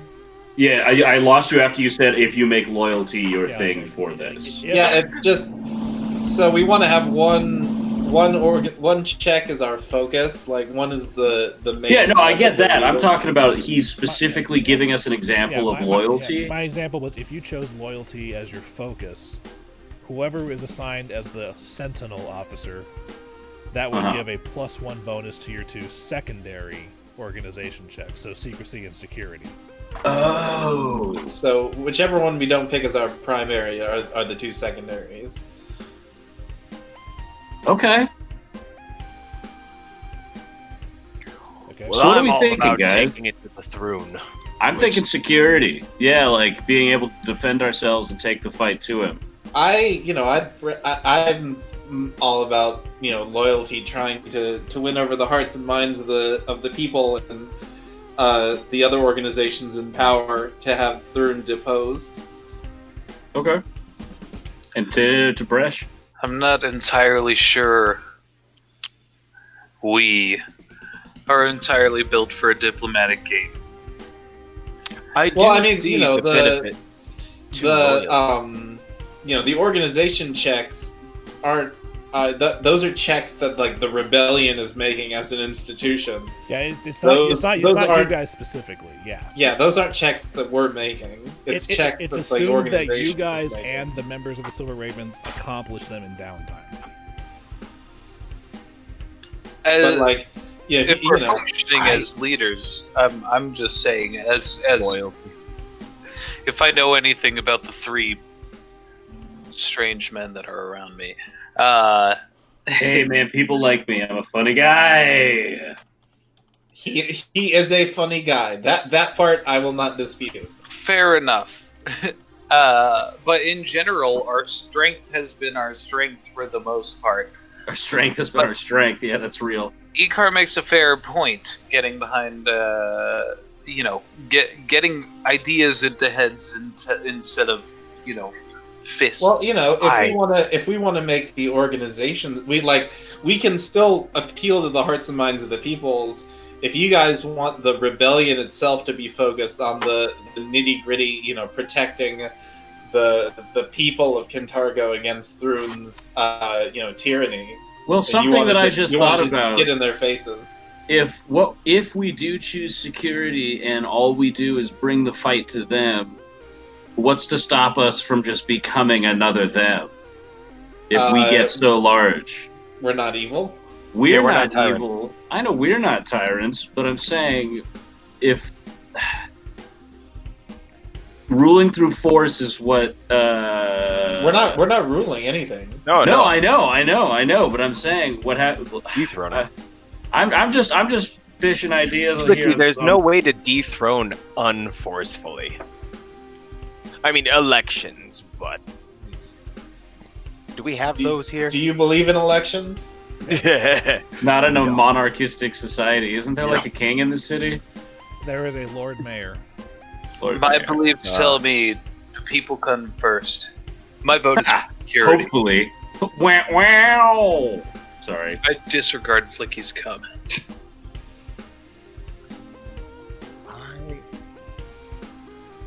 I will also vote security. I think our focus should be protection of the people who can't protect themselves. So Sugtok says security. What does Icar say? Seconded. My vote is for loyalty. What does Tib'resh say? Security, but I don't think there's any reason why we can't run a propaganda campaign. Yeah, just because you focus on security doesn't mean you can't also sneak around and be stealthy and win hearts and minds. Yeah. I mean, just because Dillon's good at will saves doesn't mean he can't succeed on a fort save if he rolls well. Essentially, the difference on focus checks is the difference between like a good saving throw and a bad saving throw. Essentially, as we rank up, the focus check will get better faster than the other checks do. But everything does get better as we rank up. I'm going to go with loyalty, and since that's 2v2 on votes, how should we settle this? Well, now that fight to the death.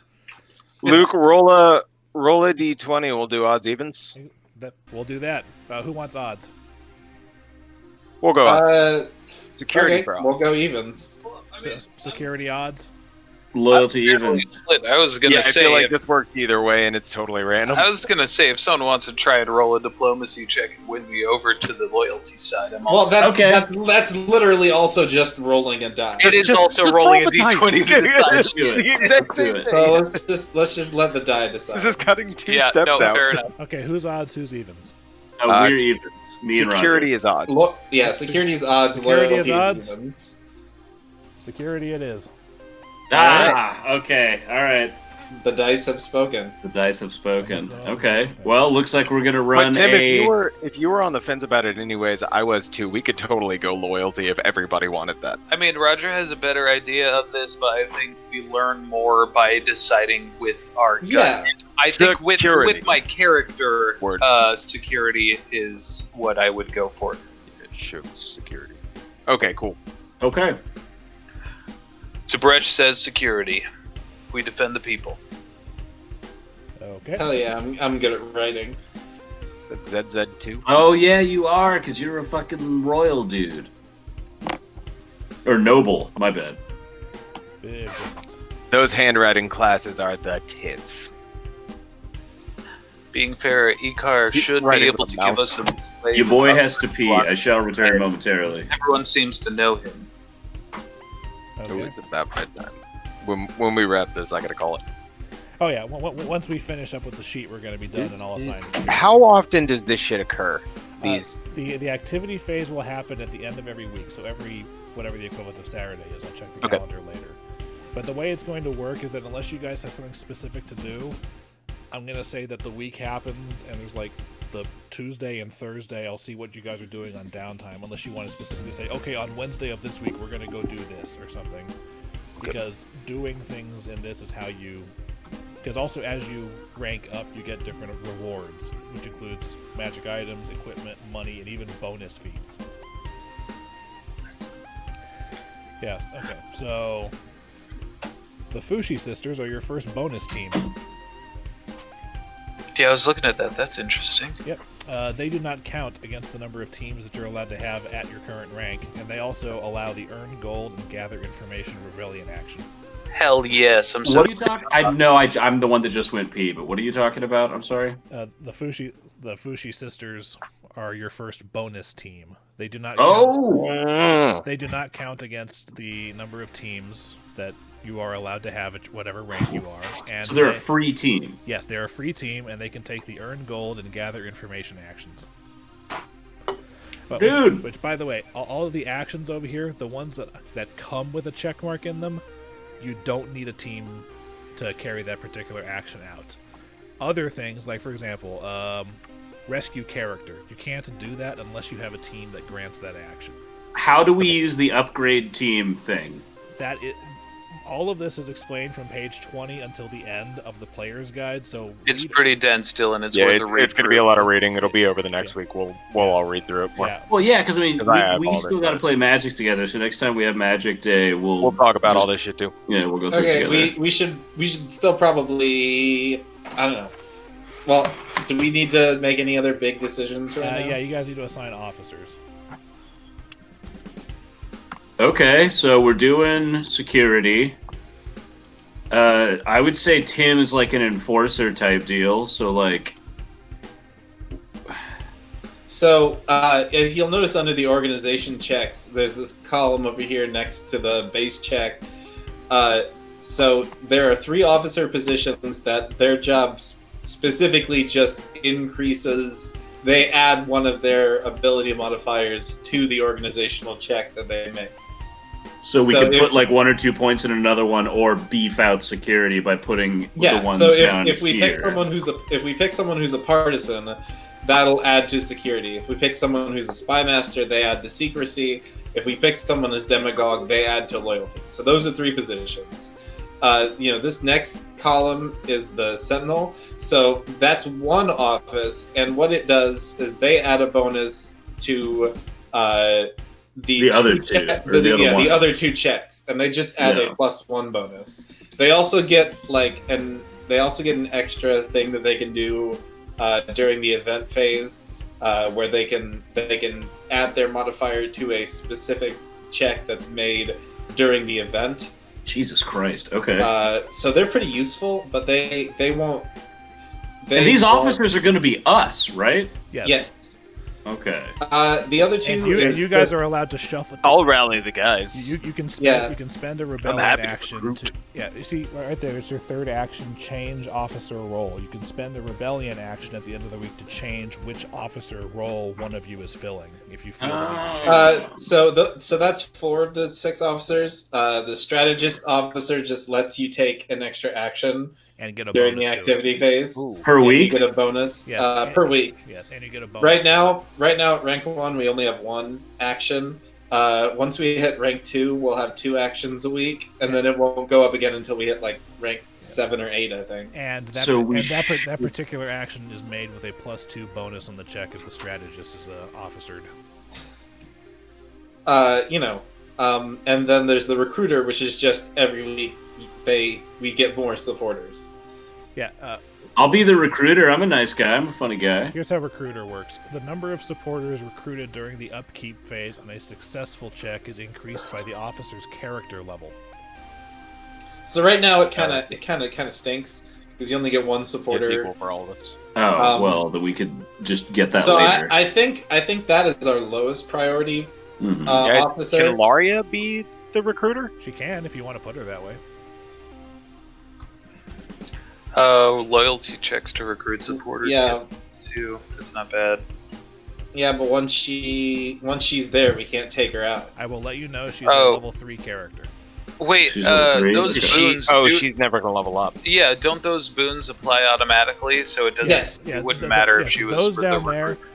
Individual unique NPC allies grant their own benefits. For example, as long as Rexus remains affiliated with the Silver Ravens / alive, during the upkeep phase, your notoriety will automatically reduce by 1. / alive. What a fucking good like. Well, I think.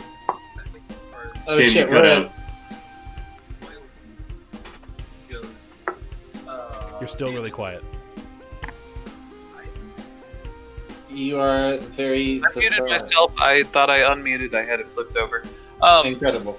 As far as demagogue goes, I don't think Icar. I think you're a fairly good candidate for that type. Well, but Icar also has to worry about his standing in his house. Well, this is the Silver Ravens. Remember, you guys aren't going out in your regular faces going, "We're the Silver Ravens," because true. you would just get stabbed. Yeah, that's fair. We're gonna Hey, have buddy, to make you want to hear about rebellion? You open your trench coat. You want to the buy part some anarchy? Are you Alright, sure so who's your gonna be who? character is partisan? So, Add so strength the, or wisdom modifier to the security check. Actually, Dillon would be a what good does he spy do? master because he can add his intelligence modifier to. I was about to checks. say, Yeah, yeah, that's that's the thing, my like- int, so I should be spy master because that gets us a +5 bonus on that already. I'll be the sentinel, I guess. Yeah, add a 1 to everything else. I was actually really excited to if spy master Constitution was or gonna be my thing. charisma to a loyalty check. yeah. What's your Strength charisma or wisdom to modifier? a security or dex and intelligence. What is whose charisma? Hey, Luke. Sugtok. Yeah. Instead of putting Flickie, can you put Von 16. Elfo? Because I don't want my first name written down on these documents. And then strength is 19. Okay. That's why I think I'm a good fit for partisan. Yo, yeah. If your strength is 19, go for it, man. Yeah, brutalizer. So I'll be partisan, and yeah, as long as Tib'resh, you've got either Constitution or Charisma, Strength or Wisdom, and Dex or Intelligence. Like This is all so of those, cool. one of the two is good for you. Like if you've got either Constitution or Charisma is really good for you, right? You add your strength to Or, security like, as a pretty partisan, decent. right? Yes. Strength or Wisdom, you got Crazy Wisdom and Intelligence. Crazy wisdom, regular intelligence. Dex. Dex is also regular. But you, My highest skill is wisdom. hell yeah. So if I'm playing to It's that, still- it's fine. It's a nice kind of spread boost that you can give. Sure. Hell yeah. Icar, what are you?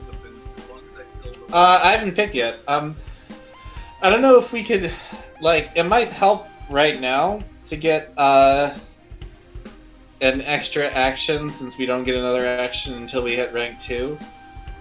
Yeah, because we could always just shift you around at a later week. Yeah.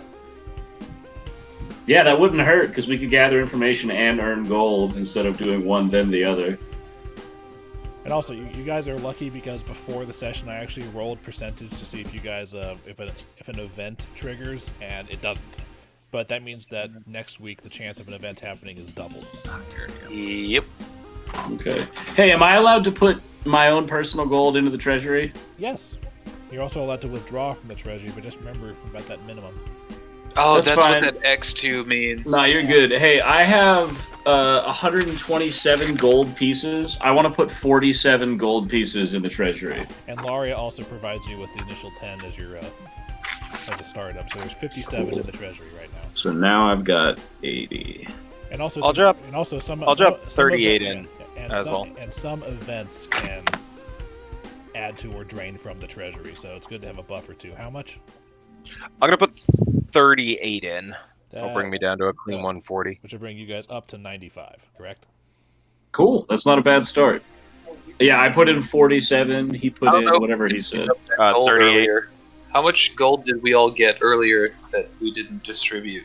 We Is did. it It was 18. 18 each. I distributed. Oh, 18 each. I'm sorry, I didn't add that in. Okay.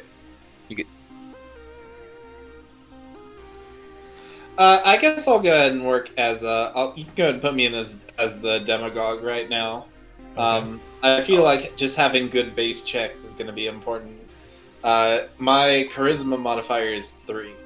I So see that that lie would be low pretty is loyalty. checked, Luke. Yes. If we use lie low as an action, how much does that take off of our notoriety? Lie low. One moment. They're alphabetical. Lie low. If you choose to take no rebellion actions at all during the phase, you can reduce your notoriety score by an amount equal to the total number of the rebellion's teams. Which right now would just be 1. 2. 1. We only have one. We only have one team. Oh, but the team we have is the free team. Okay. Yes. And I'm just going to end, just because we're speeding through it, and I will go into more detail in character at the beginning of our next session, but Laria's first thing is she has an idea where you guys can find your first team to recruit that isn't the sisters. Okay. Oh, also, Excellent. one of you needs to manage teams. What do you mean? An officer can manage a number of teams equal to... Can I manage the Fushi sisters? If you want Wait, to one manage- sec. Let Luke finish. If you want to manage the sisters, I can. Let me see if I can find the specific rule so I can flat out... How does managing teams work? just lost that is what I'm trying to find. Hold on. Where am I going? teams. Okay. In the space for manager, record the officer in charge of that team. An officer can manage a number of teams equal to his or her charisma bonus. Oh, yeah. That's fucking... Okay, hold on a second. In the space for bonus, record the manager's charisma bonus. The team modifies all organization checks made when using a rebellion action with that bonus. So the bonus does not mean bonus team. The bonus means the charisma modifier of the manager, which means the Fushi sisters would modify their organization checks by that particular charisma modifier when they roll a check. So if Garrett was managing them and his charisma is like what, like +4 or +5 plus or something? 3. +3. Okay. So if Garrett's is +3, so like what kind of check are you talking about? Well, whenever they make a check to like do what they're doing, is they just get an extra 3? They just get a +3. Yep. Okay, cool. That's actually not too bad. I love the Fushi sisters. Well, they have seen your penis. They have. And I wanted to try to they play were cards in with them. awe of it. Thank you. Man, they I'll should see have seen myself out. Tibresh's minutes earlier. You could say they were squawking at it. It's like there sure are gagging for it, Kirk. Okay. Anyway, there's that. And how many actions do you guys get? How many actions? Presently, at level 1, you guys get 1 rebellion action without a strategist. So you guys just want to take the 1 rebellion action now and see what happens? Yeah, let's do... I vote if we do one of the 2 easiest options. Earn gold or gather information. Let me read what those I like are. some more information. I like more information as well. All right, but let me read how these work so you know specifically what you're getting yourselves into. Okay. Okay, earn gold. Roll a security check and multiply the result by the team's tier. The Fushi sisters would be counted as a tier 1 team because there are 3 tiers of teams. There's an entire thing on upgrading teams, but you can read about that later. The result of the check that they roll is how many gold pieces the team earned for the week. Add the result to the treasury. If you roll a natural 1, you still earn the gold, but notoriety increases by 1d6. Yikes. Or gather information. Attempt a DC 15 secrecy check with a bonus equal to twice the team's tier. Again, they'd be level 1. If you are successful, the team has gathered information for you. It can either be a randomly determined rumor, which I have tables of, or a specific piece of local information that you can learn by making a diplomacy check to gather information in a similar way that Roger gets bonuses to for being a Jhaltero. For certain topics, the DC might be higher. If you roll the natural 1, you don't automatically fail, but your notoriety increases by 1d6. And what about recruit supporters? We won't get very many at the Recruit start. supporters. This check can only be made once per activity phase. By spending an amount of gold equal to the rebellion's minimum treasury value, you can attempt to recruit supporters. You attempt a loyalty check. The DC is 10 plus the rebellion's rank. On a successful check, you increase the rebellion's supporters by 2d6 plus any bonuses granted. If you roll a natural 1, you don't automatically fail, but your notoriety increases by 1d6. And obviously you can't take it once you guys reach rank 20. Okay. And the last thing, let me tell you guys how it works, because there's upkeep phase, activity phase, and event phase. The upkeep phase is what we do before anything happens. We skip it for this first one because there's nothing to upkeep. You're starting now. But normally what happens is supporter attrition. Attempt a DC 10 loyalty check. If you're successful, you only lose 1d6 supporters. If you get a natural 20, you instead gain 1d6. If you fail the check, you lose a number of supporters equal to 2d4 plus your rank. So it's going to be important to make sure you have a steady influx of these things, because sometimes they just get bored or tired, or the point is you guys are going to be slowly, unless you crit, hemorrhaging supporters, so it's good to keep that number up. 2. If your notoriety is at its maximum of 100, those bad things happen. If not, we skip this step. 3. Okay. If you guys are in the red as far as minimum treasury, you lose 2d4 plus rank supporters. Jesus fucking Christ. Step 4. Increase your rank.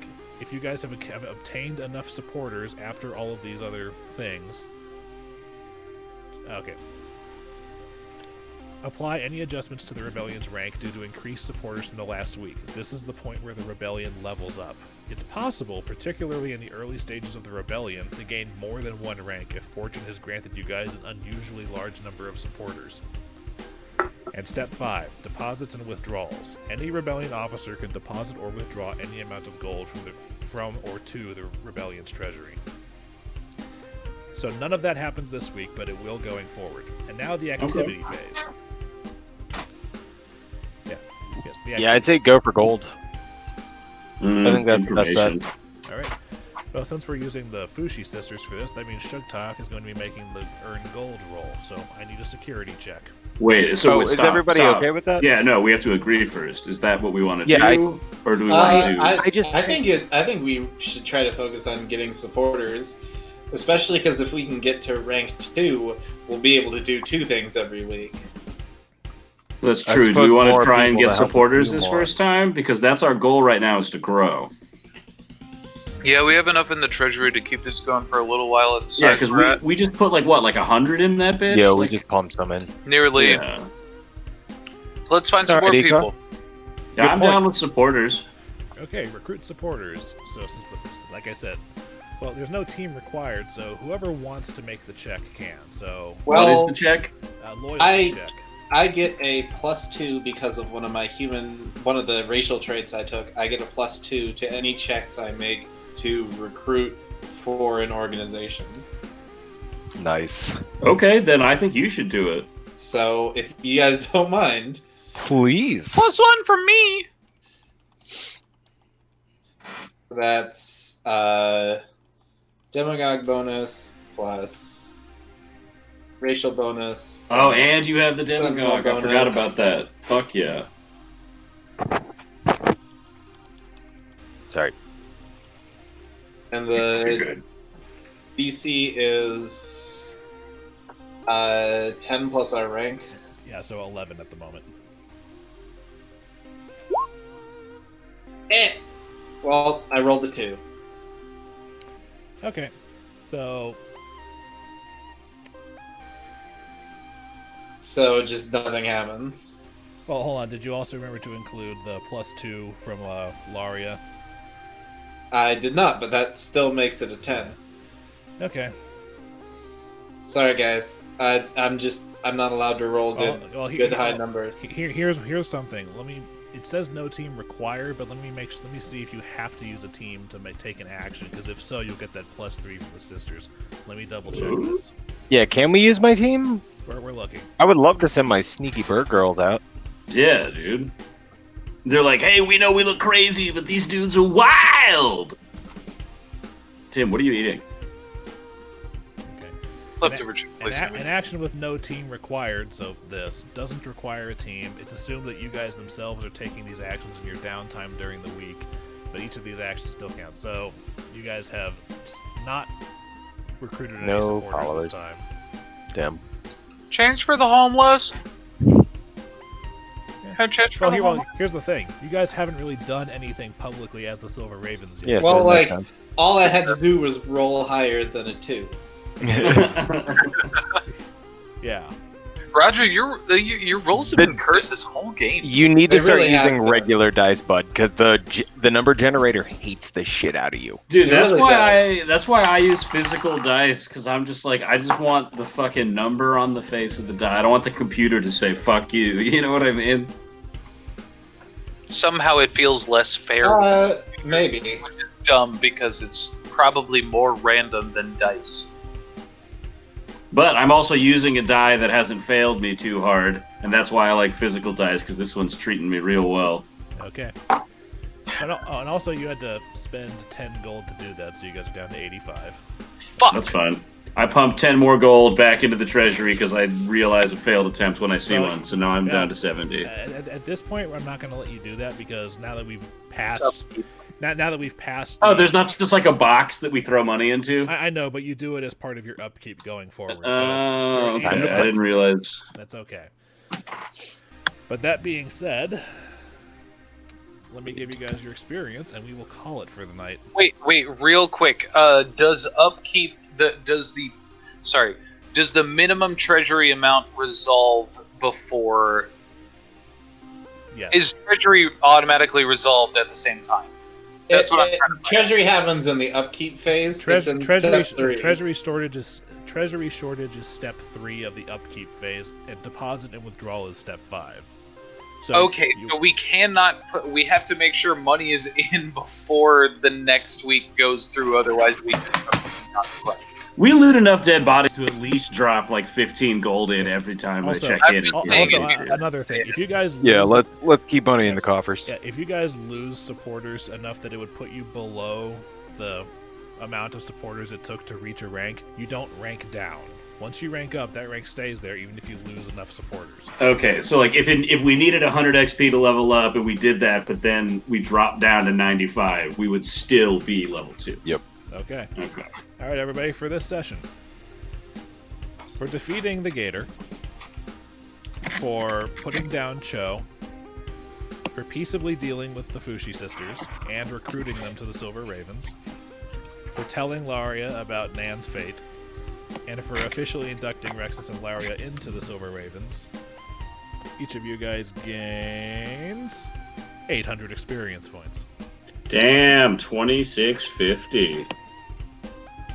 If I'm not mistaken, that puts us at level 2. And then what's our experience to next level? 5,000, I believe. Jesus. Okay. Yep. Okay. Hard and bell then, curve. Hold on, let me- do we want let me to make sure I roll did like my- HP and stuff right now because Let we me- just leveled up? Let me make sure I did my math right.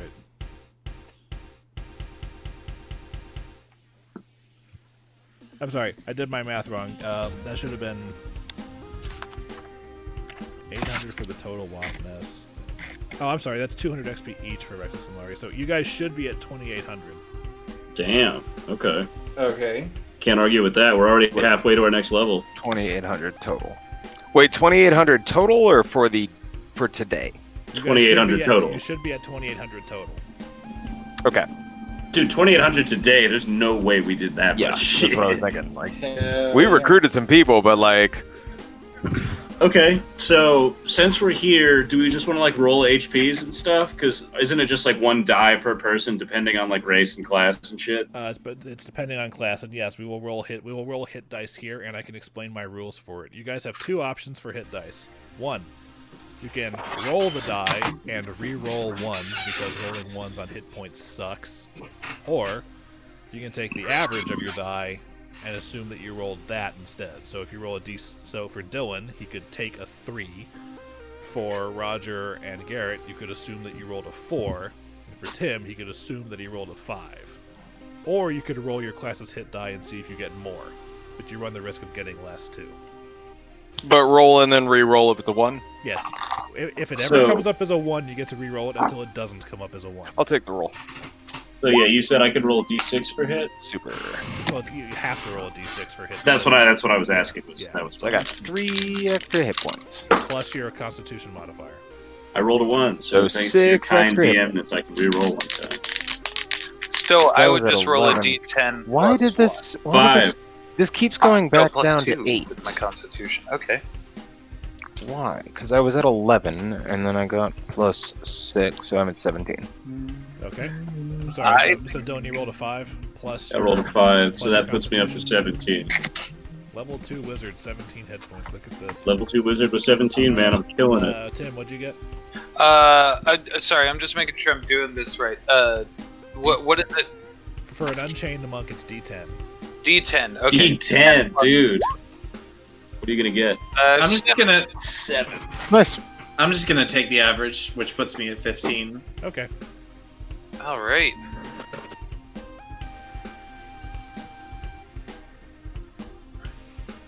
If you guys have any questions leveling up, feel free to ask. Because don't forget the amount of skill points that you get at each level, and a skill can have a maximum of 2 ranks in it now.